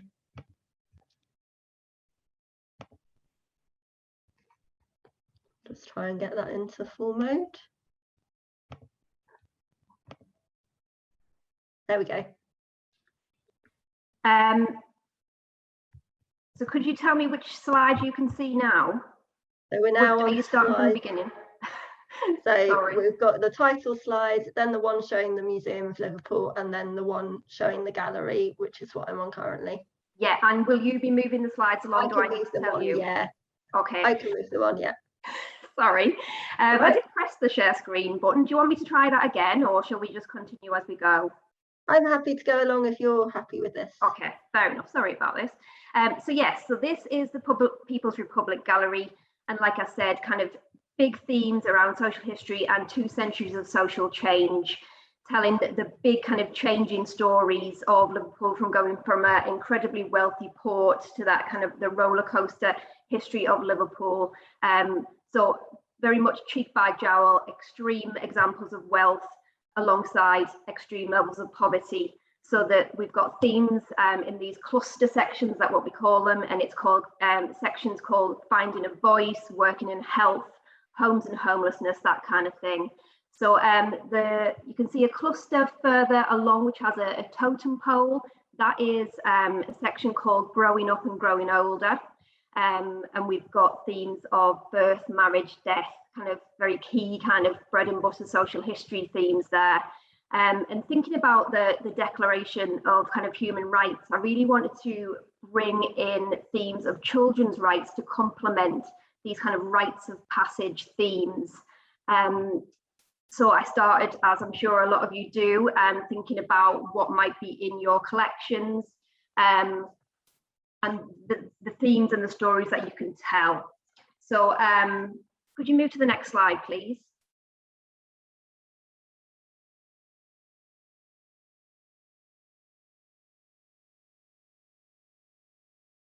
Is that moved? Yeah, sorry, can you not see it yourself? No. I'm on the collection themes, children's rights and welfare. Okay, great. So yeah, the key themes when looking at our collections and the stories within it are homelessness. And this is around an organisation, a Catholic organisation, a charity called Nugent Care, who really cared for the huge levels of child homelessness on the streets of the city. And also in relation to Nugent Care, we talk about the child emigration scheme, a very controversial scheme where lots of children were sent from Liverpool and other places through the port of Liverpool to Canada in this kind of thought of starting new lives for all these children. Very controversially, a lot of the children did still have family members, and they didn't ask permission. So there was an official apology from the government about that recently. So then thinking about child welfare, the Liverpool Society for the Prevention of Cruelty to Children, which was the forerunner of the NSPCC, that was set up in 1883. Obviously responding to this huge need and levels of kind of abuse in the city and wider. At this time, obviously the state was very much reluctant to get involved into children and families' life. There wasn't much legislation to really protect children at this time, but very importantly, that was beginning to change. Then moving on, a very specific kind of Liverpool story, the Liverpool Seamen's Orphan Institute, which was set up by the shipping firm owners to look after the children of children who were orphaned from employees that were lost at sea. Then thinking more widely about kind of adoption and fostering. Next slide, please. So I knew we had a few kind of authentic voices in the collections. We've got Connie Armstrong, and this was one that I went out to actually find. She grew up in Pazzackley Cottage Homes, which was kind of a halfway house between that big institutional care and then that moved towards kind of care in the community within family groups. So the cottage homes was kind of institutional care, but for smaller groups of children. Then we have Daniel James Morgan, who attended the Seamen's Orphanage. And then talking about stowaways, the subject of this painting by an artist called Windus was a boy who was supposed to have stowed away on a ship, came to Liverpool and ended up homeless on the streets of the city. Apparently there was hopefully a happy ending with this. Apparently a member of his family did come and retrieve him and take him back home. So let's hope that was a happy ending. So obviously we don't have any stories of looked after children today. And obviously that was a big omission.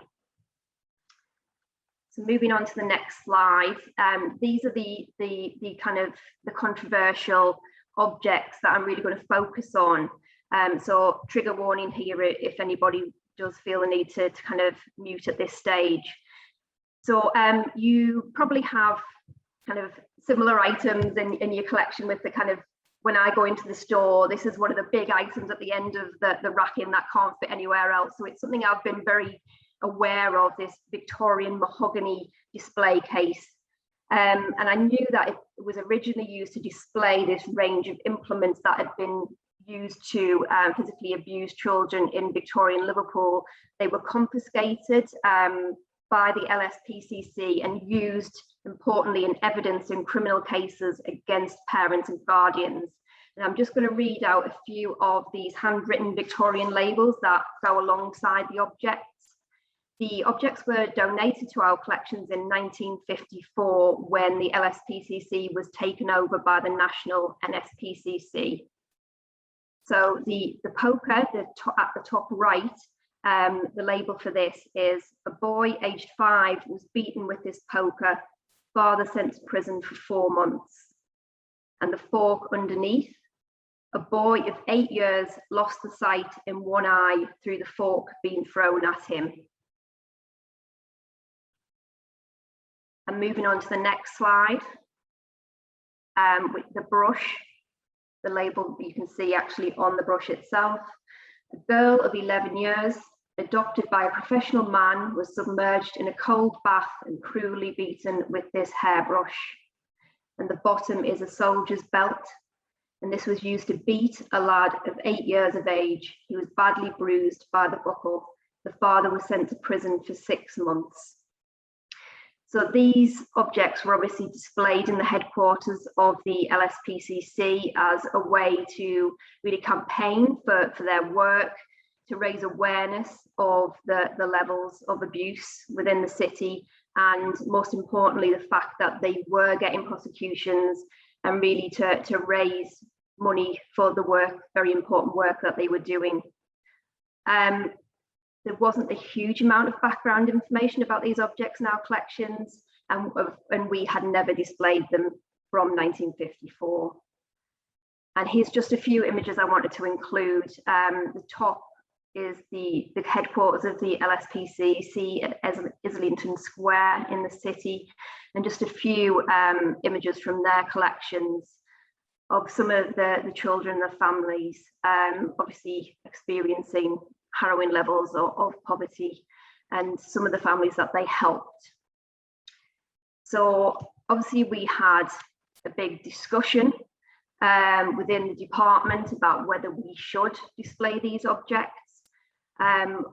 Obviously there aren't any names associated with any of these objects, but we'd done a lot of consultation developing the museum, and we knew that people really didn't want a sanitized view. It wasn't just a celebration of the city that they wanted to see, they really wanted those darker subjects to be covered too. Then we decided to do some consultation with LACES, which is the Looked After Children's Education Service at the Liverpool City Council. We talked to a lot of people there. We had mixed feedback actually, so it wasn't very clear advice. Some people were very strong in their belief that these objects should be displayed. Incredibly important pioneering story for the city, that change in society, and particularly for children's rights, and the fact that obviously prosecutions were being achieved against the parents and the guardians. And then on the opposite side, we did get people who were very clear and said they really shouldn't be displayed. So we had a bit of a kind of ethical and moral quandary really. We decided that we would go ahead and display some of the objects if we could introduce the voices of looked after children today, and they would shape the project, because obviously all the historic stories by and large are very kind of institutional and paternalistic, and we wanted to tell a different story. So if we can move on to the next slide. We decided to have a partnership project with LACES, and it was going to be an artist-led 3-day workshop. for 10, 7 to 11-year-old looked after children. In the wider sense, looked after children is children within institutional care, but the children that we worked with, they were from kind of family groups who were looked after by wider family members, not parents or guardians, and also foster carers. So the outcome was to create an object inspired by the experiences of children who had been looked after in the past, which represented young people who are looked after today. To use museum collections as a basis and stimulus for the project, and to have fun during half term, to enhance the children's skills and self-confidence, and to enable participants to learn about shared experiences with other looked after children. If we can move on. These images are of Strawberry Field Children's Home, which you may recognise from a Beatles song. So we used these images, and also we played lots of children's games from the past to kind of get the children to work together and for us to get to know them a little bit more, and we used them as kind of discussion jumping off points. The children didn't know anything about looked after children in the past, so this was a way for them to kind of understand more about kind of children with similar experiences to them in the past. And they really wanted to create characters based around this home, and through that we could bring forward emotions and discussions. And through these characters, it was quite obvious that the children were exploring their own emotions and experiences. I should point out that the artist who led the sessions was qualified in kind of therapeutic art sessions, so it was very much a safe space. And if any issues were brought up for the children, it was very, very much planned for, and that was anticipated for. We had been told that some of the children did have behavioural issues, but that wasn't actually expressed in the project at all, and they worked really well together. There were issues with the big kind of different age range of the children, between 7 and 13 in the end, so we could have kind of anticipated that a lot better. But overall, they really kind of took on board the project. They really came up with this story of these characters and created a storyline around them. And this is some of the kind of artwork that we produced in developing this object for display within the display case. So this is Tegan and some of the other girls developing their characters, producing this artwork. Sorry, I've moved on to the next slide by now. Hopefully you can see that. And then the artwork that they produced for display, very much led by themselves, this was all their own ideas, was this kind of doll's house, very much based on Strawberry Fields and those images that we used as discussion points. And they came up with this story themselves. So talking about how a treasure map had led them to a chest full of money. They'd found this really old manuscript, which they decided to donate to the museum. We didn't make them do that. And they kept the money and then used it to kind of decorate the home and transform it with new toys and games for all the children to enjoy. And this is the label that we wrote for the display. We did this together. So Jodie, Tom, Tegan, Chantel, Jack and Matthew made this house during a museum project where they discovered about other looked after children now and in the past. And if we can move on to the next image, this is of the display case within the museum. Sorry, this isn't a brilliant image. It's what I took, lots of reflections. So hopefully you can see some of the LSPCC confiscated items on the back wall. We've got some of the personal stories and people story panels, and then the artwork at the bottom right. And then we have the label for the object, and we decided that obviously we needed to have a warning on the labels. So we just included visitors may be disturbed by the horrific stories of child abuse in Victoria and Liverpool associated with these objects.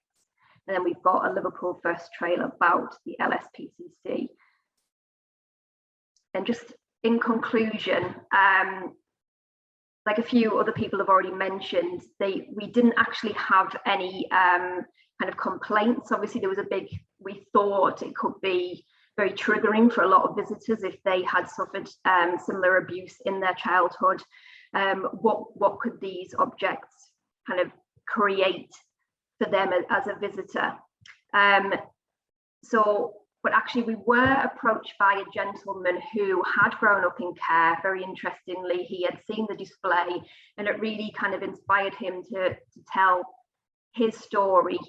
He obviously saw the museum as a kind of a safe space and a place where he wanted to kind of share his story. His story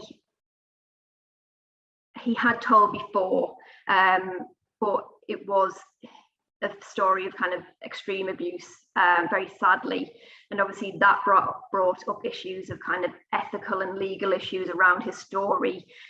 This was an oral history interview that was being carried out, and there was very emotional impacts for the member of staff who was concluding the interview too. So there was a lot of things for us to think about, and obviously that interview is closed. We can't use the interview. But it was definitely something that we thought about, and one of the obviously outcomes of displaying very kind of controversial objects and thinking about people's responses. I think overall the project with the children was incredibly successful, and we got some really nice feedback from them. They were very proud to see their object on display and their story. I think for a general visitor, I'm not sure how much they would learn about looked after children today from the object, but that wasn't really the point. The fact that the children shaped that project, they told the story that they wanted to do was much more important for us. And just maybe to think about, we probably should have included signposts to kind of sources of help and support within the display. I think that would have been the only thing I would have changed. So I hope that's given you some kind of ideas around thinking about if you have similar kind of potentially controversial or challenging objects in your collections and what you can do to tell different narratives around them and introduce different voices around those objects. Thank you. Thanks very much, Kay. As usual, if you have any questions to direct to Kay after our next speaker, please do pop them in the chat for the Q&A that's coming up very shortly. So our next speaker is Sarah Keeling with a paper entitled Being Provocative in a Local Authority Museum. So I'll pass over to Sarah now. Thank you.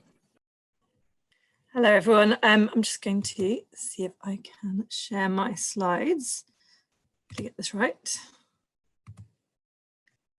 So fingers crossed that's showing now. So yes, being provocative in a local authority museum. I suspect a lot of speakers had this experience, but when I wrote the proposal for this paper more than a year ago, I had quite a strong idea about what I was going to include, and the last year has brought new things to add in and to change. And what I wanted to just say before I start this is it's such a huge subject, and I'll explain why I've chosen this title in a moment, but I've gone in this talk with trying to kind of give a survey of a lot of different things we've done rather than focusing in on one project. When I proposed this, I've been to a number of conferences or training sessions where I'd heard about some incredible projects people had done that were activist projects or were amazing co-productions with community groups, and I felt quite intimidated because I worked within a local authority setting and there are limitations within that. But then when I sat down and thought about what we actually were doing, I realized that there were places that we could do better, but also things that we were already doing. So this is kind of the talk that I wish I'd had 2 or 3 years ago. So I hope it's interesting and helpful. Ooh, now it's not moving on my slides. There you go. So I want to start by who I am and who we are. So I'm talking as the curator for St Albans Museum and Gallery. St Albans Museums has existed for over 100 years, like many local authority, local museums. We were a Victorian foundation. We had a museum building that had a social history collection, archaeology collection, natural history. We then had in the 1930s our Roman Museum Verulamium opened on the site of Verulamium, the excavations. And we also look after a the ruins of a manor house called Stopwell Ruins, or Stopwell Nunnery, as it's often known. We look after medieval clock tower in our town, and we look after a section of Hypercaust in a building in the middle of the park that is where Verulamium City was. So I think we're a fairly standard local authority, local museum, but in June 2018, we moved into a new building in the city centre of St Albans. That was the image in that first slide. It's the old town hall building. It was a big heritage funded project. It gave us a lot of time to think about what we were doing and how we wanted to go about it. And one of the big things about moving into the city centre was to try and be where the people of St Albans were, and to represent this full range of stories that existed in the history of St Albans, rather than a kind of limited subset, or rather than getting stuck into, we have a permanent display and that's all we see. So the building, if you ever visit it, has a very small permanent display, which is actually what's in the middle of this slide, which gives a kind of big broad timeline of the history of St Albans, but then almost all of the other spaces change. So what we spent a lot of time doing before the museum opened was talking about our programming principles. And I'm going to start with this because it's actually, I think, one of the most important things we did. And I'm so grateful for the time that we spent on that before the museum opened. So we have 5 programming principles. We say that everything we program doesn't necessarily have to be all of these, but what we're doing as a whole needs to cover across all 5 of these. And we share them quite widely with anyone we're working with on programming or events. So we say we're going to be entertaining, be specialist, be sociable, be provoking, and be entrepreneurial. Lots of you will be familiar with that last one. You have to make money to continue to exist. So today I'm going to be focusing on provoking or provocative, which is a really interesting word the more you think about it. Whenever I talk about programming to a sort of a more general audience, we get to this and we kind of pair it. So I'll say we want to be a sociable space and we want people to come in and interact and talk to each other and enjoy and, you know, entertaining. But we also don't want to just be on the surface of things. We want to be provocative. I looked up the definition because I was interested to see what dictionaries actually say as their first definition of provocative.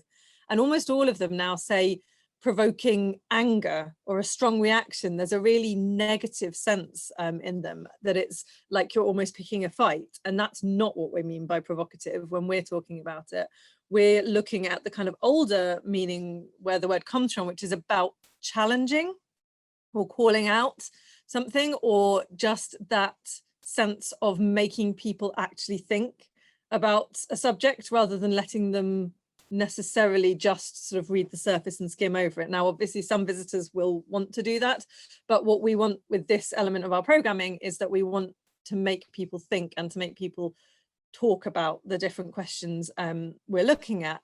And these can be a huge range of things, and we'll go through some of these projects that are pictures on here in a little bit more detail in a moment. But what I think, the more I thought about be provocative and what I mean by being provocative in a local authority museum, the more I realized that you can't always know what's going to be provocative ahead of time. Sometimes you do, but sometimes you don't.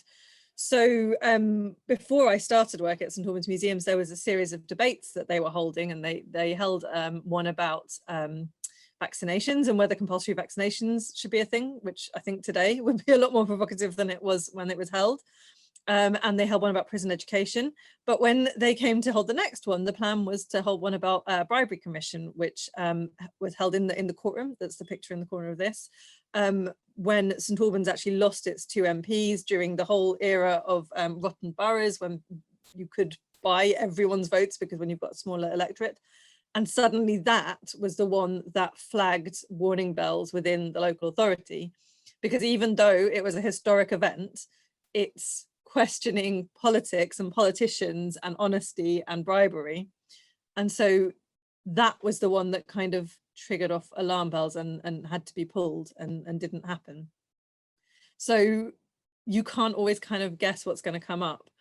But also on that side, I would say that the challenge of being in a local authority museum is that we do have limitations. So we are run by a council which is voted for.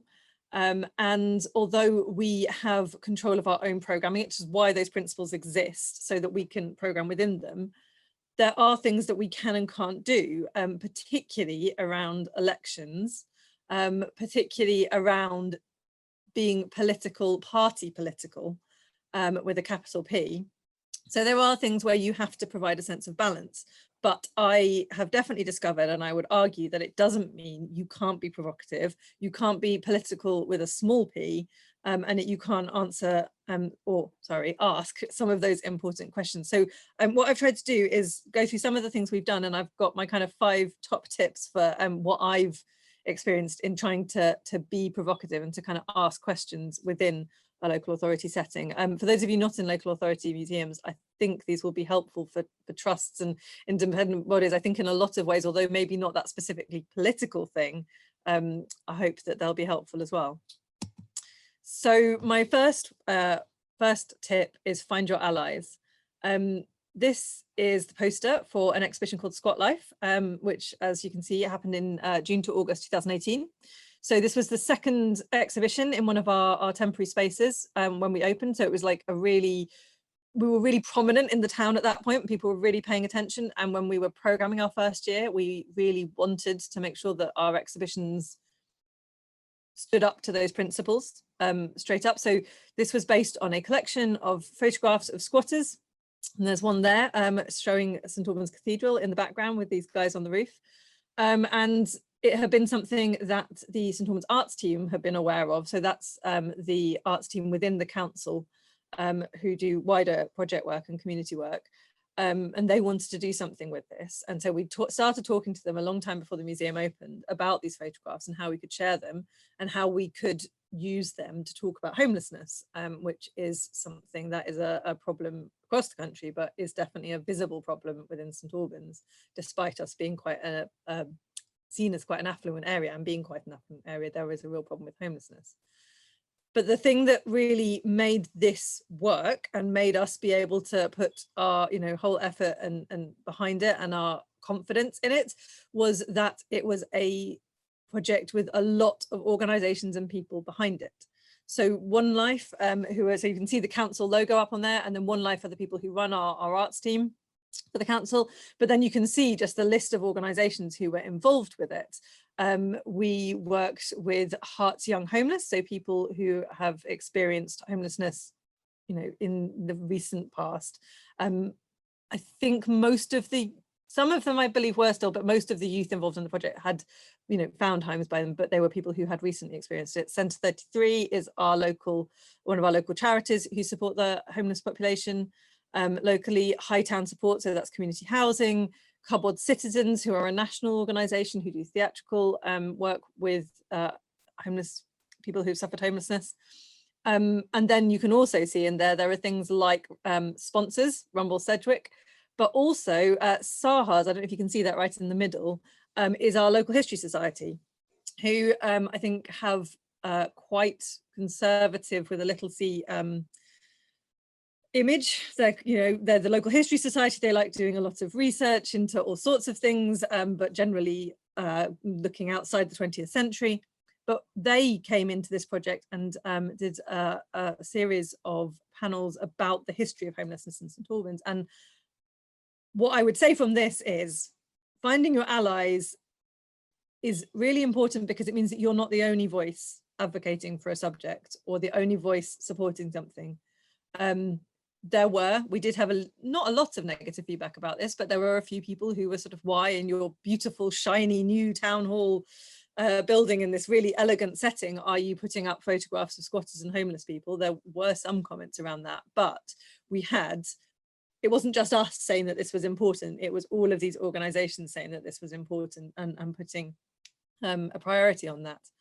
I would also say, when I say find your allies, though, that can be on a much smaller basis. It can be find the person within your team who also wants to work on a subject that you do. It can be find the person within management who is going to support you on this. In a council, find out if there are councillors who have this as a particular priority. to work with, find out if there are other museums locally who are working on a similar thing.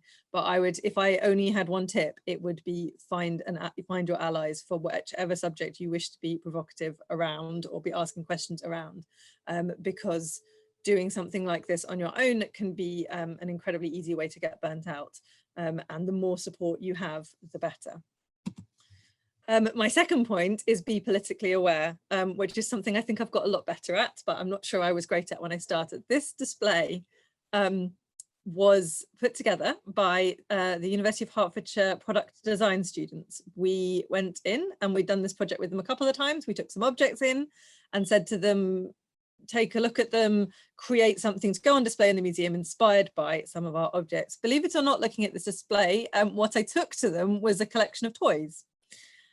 Toys and games, and I had no idea what they would create. You know, we talked to them about what the display would be, who would be visiting the museum, but they were allowed to look at those toys and games and take whatever inspiration they wanted. And this main picture here was inspired by a set of playing cards, which were had Crimean battles and generals and leaders, and were satirical cards, images around the Crimean War, criticizing it and satirizing some of the people involved with it. And this group were absolutely fascinated by it, and they created a wonderful display looking at current political situations and creating images. So in the bottom left, you've got some images of famines and difficult situations where they've just sort of more or less used the images as standard. But if you look at some of the others, you start to see the Putin and Trump in the top left. And then in the bottom right, you have Brexit. This project was done in 2019. We started talking to them just in sort of January 2019. And they brought this together and we talked about it and why they'd gone for those subjects. And we absolutely, when working with any artists or groups, allow them to say what they want to, and these were their views. So we talked about it and we put it on display. I don't know how many of you can remember back before COVID to May 2019, but rather taking everyone by surprise, we actually had the EU elections that a lot of people weren't expecting to happen. And this display was from the 5th of April to the 9th of May. And the elections were on the 23rd of May. And if you're in a local authority museum, you will know that that means by the 9th of May, we were well into what's known as purdah.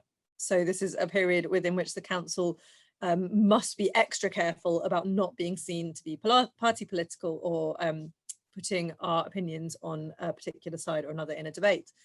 In normal times, having someone else's opinion on the wall with these here would probably have been all right. We definitely did have conversations started by it, but going into purdah, which we hadn't quite expected, with these on the wall did raise a lot of questions, and we did in fact in the end have to take them down for the last week of the exhibition once we were actually in that purdah period. That was the agreement, and I had to go and speak to the students and explain that to them and talk to them about whether they were happy for that to happen or not.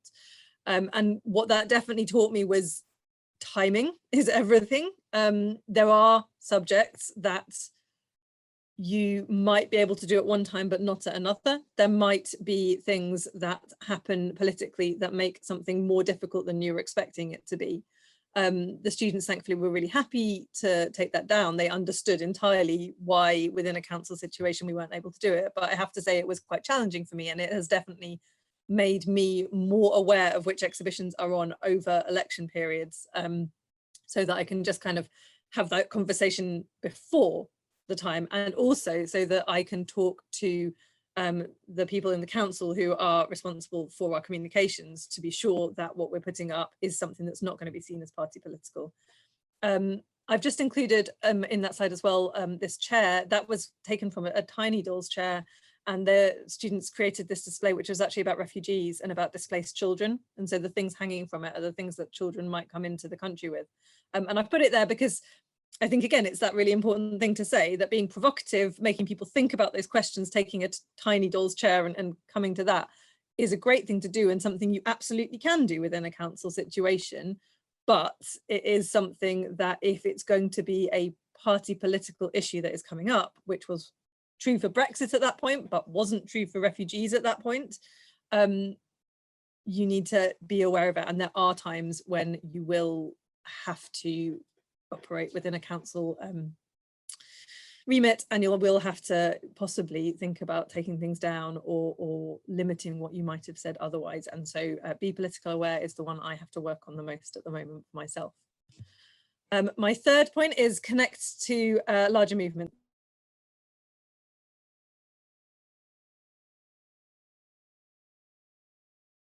My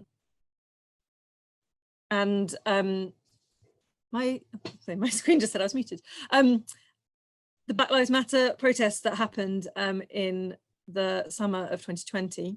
The picture in the bottom left there is almost immediately outside our museum, and it was a protest that was put together by young people in St Albans. And the protest in the top left is one that happened in Verulamium Park, so very near our Roman Museum. So this was happening absolutely all around us. We collected the protest placards from the Black Lives Matter, and because we were closed at that point, because of COVID, we put them up in the window to share them. Now, I don't think I could have done that if it wasn't that the movement was a national, international thing. So it had this backing and this conversation that was happening. And so we made the most of that to put this up. And it also meant that I knew that within the council, there were a lot of people who were interested and supporting this. We also spent a lot of time creating the labels that went on the railings outside that explained why we were doing this, that this was a really important thing in St Albans history as well as in international history, and that it had happened directly outside. So that photograph was part of the display, but also writing why we were doing this. And we were doing it because actually it's not on this photograph, I should have picked the other one. Some of the banners specifically called out a slave trader who had property within St Albans. So, you know, it was absolutely for a museum about our history and about our community, and really well rooted here. But connecting to what is happening nationally and internationally does provide a level of support for you. You're not the only one doing something, and so that's well worth it. But on the other side, be prepared for all reactions. This brick is now part of our collection, and it came through that window during the display. It was right towards the end, and I would say that, you know, that's probably the most, well, it is definitely the most extreme reaction we had. But if you are going to be provocative in that way, if you are going to raise issues that are difficult and challenging and that have people with really differing views, you will get some negative feedback. On the other side of this slide, you've got some Facebook comments from one of our local Facebook group, some of which were quite supportive and some of which were very not. I had a number of conversations face to face with people who were incredibly angry. We had a councillor who brought up at full council that they felt that this display was completely inappropriate. And in fact, I believe they said that it was anti-Semitic because they felt that the Black Lives Matter movement was. The reason we were able to get through all of that was that we were prepared for that. We had created not just our press release, but internal communication documents that were really clear about what we were doing, what we weren't doing, why we were doing it. We had shared that within the staff, but we had shared that with councillors, and we had shared that with senior council staff, so that when the criticism came, they had the information there to stand up and say, we've always said we would be provocative. We always said we wanted to tell the stories from everyone in St Albans. This is a story from people in St Albans. It's one that people are asking to hear, and that's why we're doing it. And also we had provided support for our front of house team and said to them, this is who you can come to if someone complains. We made it really clear that it wasn't their responsibility to be arguing these points. But they had that same document that gave them all of the reasons why we were doing it, and they had immediate contact details for people if they did come across anything. So yeah, be prepared for any and all reactions, externally, internally, and you know, they can be positive as well as negative, but it is just worth to know that you should be prepared. I've realized I'm going almost over time, so I will go quite quickly, but every little helps. This is my other main point. If find your allies is my first one, my second one is every little helps. It doesn't have to be a Black Lives Matter display in the window. If I had done this talk last year before that had happened, These would have been more the examples I was giving. So we have a panel on the left, which is from an exhibition about science in St Albans, about a statistician called Ronald Fisher. He's really important in statistics. He created a lot of tools. He was also racist, eugenicist. He was, even for the historical context he was living in, he was at that time known as being racist. And we said it in the panels. It was really important that if we were going to talk about him as an important local person, we would also actually call that out. That is one panel in a big exhibition. That is important too. And people spotted it and people talked to us about the fact that we did that. Just to pick out one other thing on here, the picture in the middle is the students who come into our courtroom, and we do sessions with them where we talk about what our current punishments and what are the historic ones that would have been handed down in that courtroom. That is provoking too. That is making those students, whether these ones are sixth formers, I believe. I don't think this is a college that came, but that is important too. You know, that is starting the process, making people think and talking about those issues. It doesn't have to be the most provoking, arguing, activist topic. Just starting those conversations is important too, and it's very worth it. So this final slide shows some of the things that have come out of doing some of those earlier provocative things. So in the bottom right here we have Black Futures. We hosted this event this summer. We were approached by the Black community. They wanted to hold an event debating what the Black community in St Albans needed in the future, and they came to us, and it was hosted in the museum, and that I don't think would have happened if they hadn't seen us engaging with these topics already. Also, the two diagonal, the pink picture and the black one in the bottom, are both around the pandemic.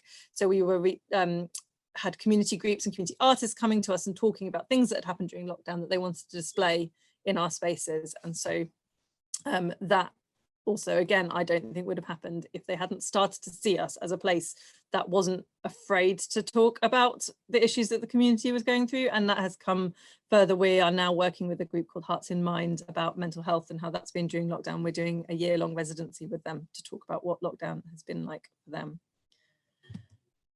So that was a massive rush through the subject, but I guess, yeah, just to go over those points, it is, you know, find your friends and do something.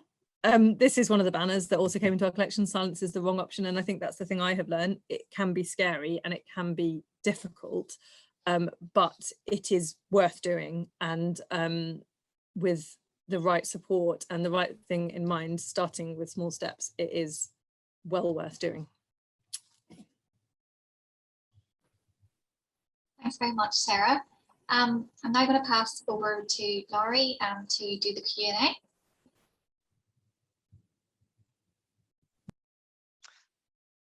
Hey, great. So if looks like I'm not looking at the screen, it's because I've got all the questions on a different screen. So please do keep putting them in the chat if you have any more.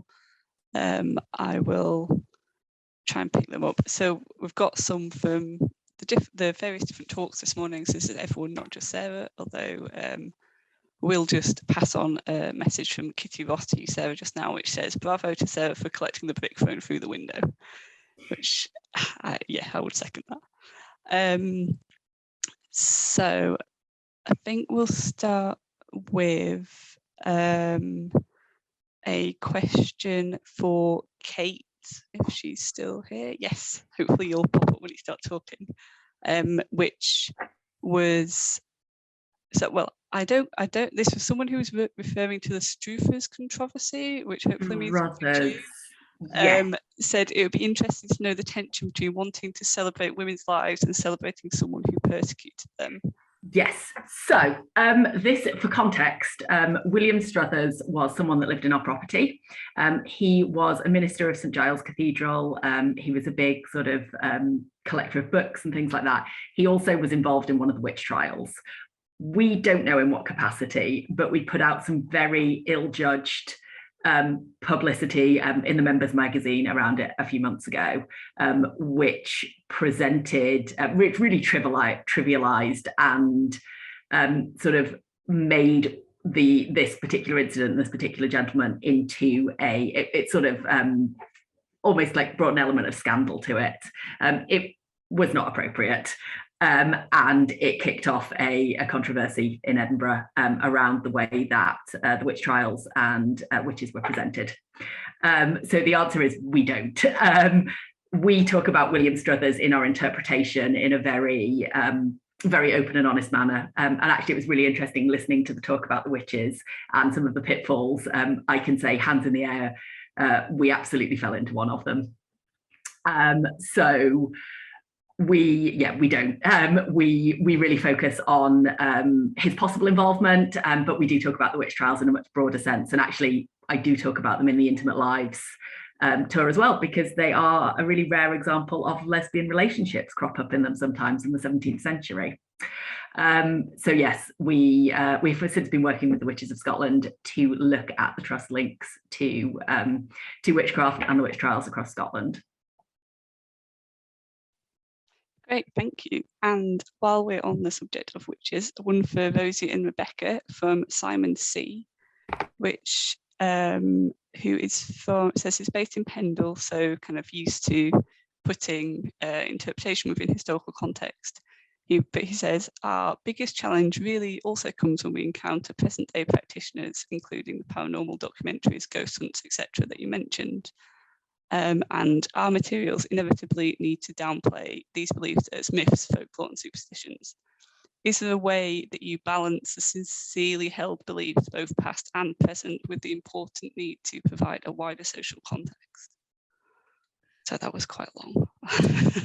It's quite a big question. I think Rosie's still here, I think, but I'll just go first if that's all right. No, it is incredibly difficult, and actually some of our tour guides have come right up against that, because they've been questioning on their own personal beliefs whilst talking about the witch marks, which for a team of people that are mostly archaeologists has been an incredibly difficult conversation for them to get into. And as I say, people phoning us talking about kind of witches trapped in the caves and things like that, and very, very sincere paranormal investigators, so not there for the sensationalism of kind of ghost hunting, but really, really sincerely wanting to understand the stories.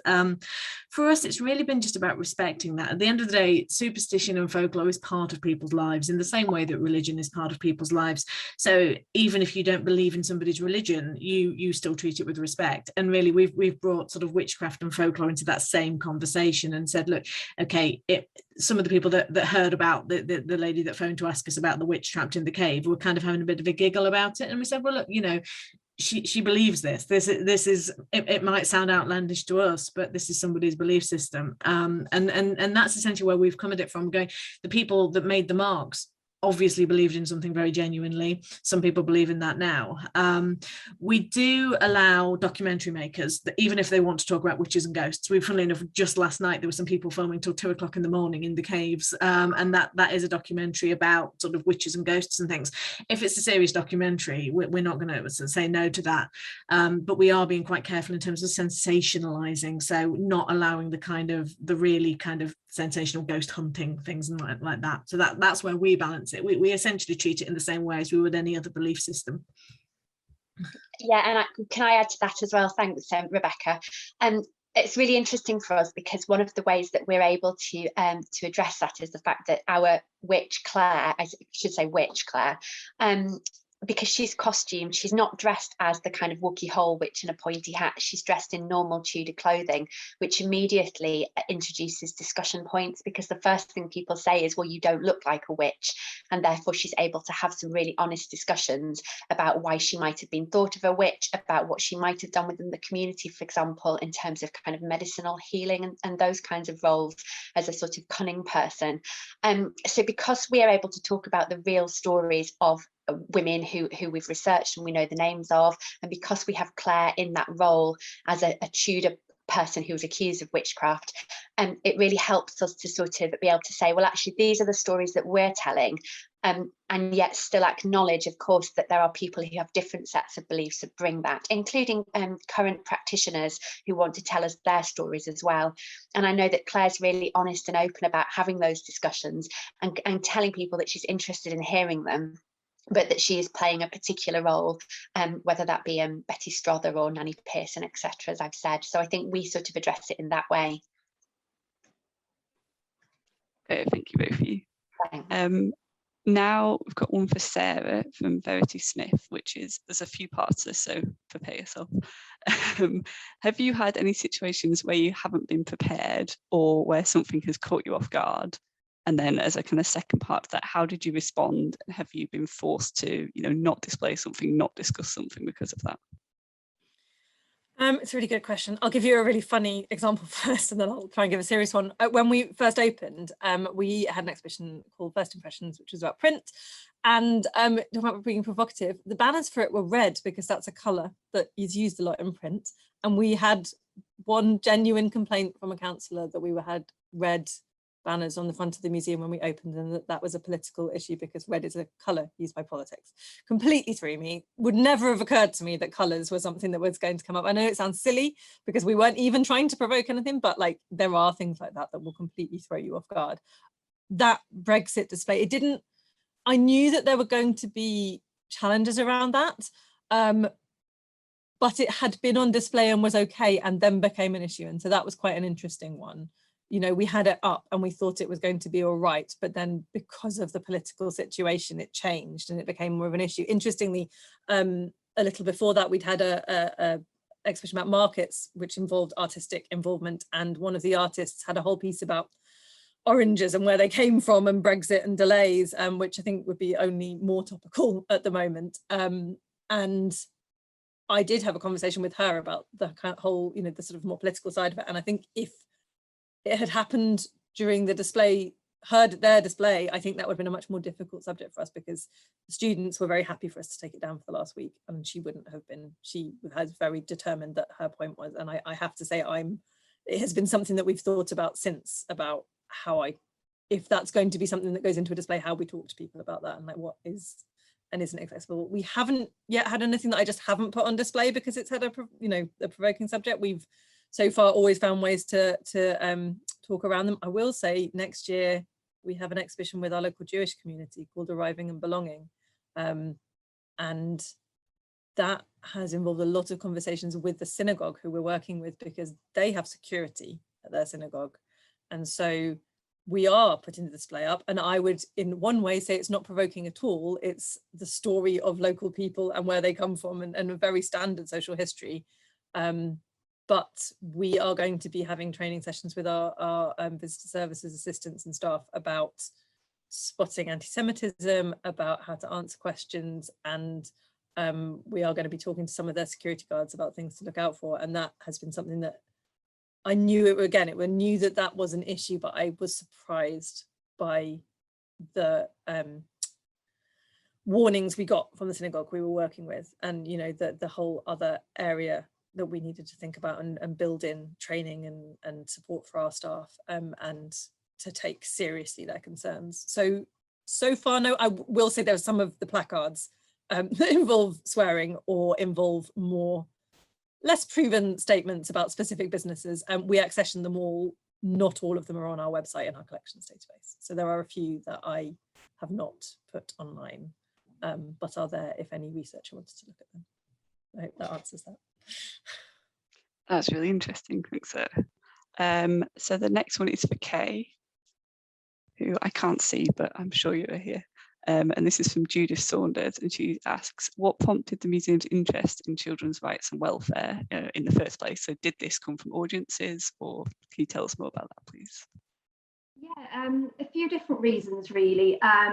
Like I said, the People's Republic Gallery, we looked at the Declaration of Human Rights, thinking about the kind of wider themes and narratives to base the gallery on, and obviously children's rights come through very strongly in that. And through the wider consultation, we have the section called Growing Up and Growing Older, thinking about stories around rites of passage, and that was kind of birth, marriages and deaths. And that's through consultation, that's the kind of stories that a lot of people wanted to see. But in our kind of aim to tell hidden histories and tell unexpected stories, I think that the rites of passage wasn't going far enough. It's kind of very standard stories, I suppose, in a way. We try to do it in very different contexts from what you might normally have seen in kind of traditional social history museums, but I think the children's rights display was a kind of counterbalance to that, to tell more important, impactful stories. And I was aware of some really kind of those key objects in our collection. So I think I probably led the kind of decision about going down the children's rights and children's welfare route and putting that on the other side of the display, to the growing up and growing older display. Great. And you mentioned you have this particular collection within the museum. How did you take care of staff when working with the collection? Yeah, good question. We did do lots of training with kind of visitor assistants about the content in the museum. We were very much focused on anything that could be seen as more kind of challenging for visitors and also for staff. Obviously, I mentioned that the issues for people within our team who were challenged by people sharing their kind of personal stories, and we have a duty of care for our staff in that respect. So hopefully she felt supported. But more in relation to kind of front of house staff, we did have that training, those training sessions, and they knew what the issues were, and we kind of discussed if visitors did have kind of any potential kind of issues or negative reactions, how best to deal with that. So hopefully the more wider staff felt supported in that respect too. Great, thank you very much. And very briefly, a slightly more light-hearted one for Kate. I just wanted to ask if you could share sort of a favourite little snippet of information from your tour, because it sounds really fascinating. Well, my favourite topic, and it's rapidly becoming also my academic topic, and I don't quite know how this happened, is looking at the history of condoms. So I showed you that lovely picture of the animal gut one, but there is very little research into fabric condoms, which we do know were used. So you get references to them right back to the 16th century. But there are no surviving examples as far as we're aware, unlike the animal gut ones, of which there are a number. And so really all we have is these textual records to go on. So I'm currently piecing together how they were used. I've made a replica, and what they were treated with, how they actually worked, whether they were, how the lubrication was, that sort of thing. So that's become an area in the tour that's really been developing as we go on and we collect more sources. So watch this space. Amazing, thank you. Victoria? Great, thank you, Laurie, and thank you to all our speakers this morning for really interesting talks. So now we've made it to lunchtime, hopefully the kids to hear. So we're going to be breaking for an hour, and we'll be picking up again with a virtual tour of the National Justice Museum at 1:40 p.m. So I'll see you then in 1 hour's time. All right, thank you.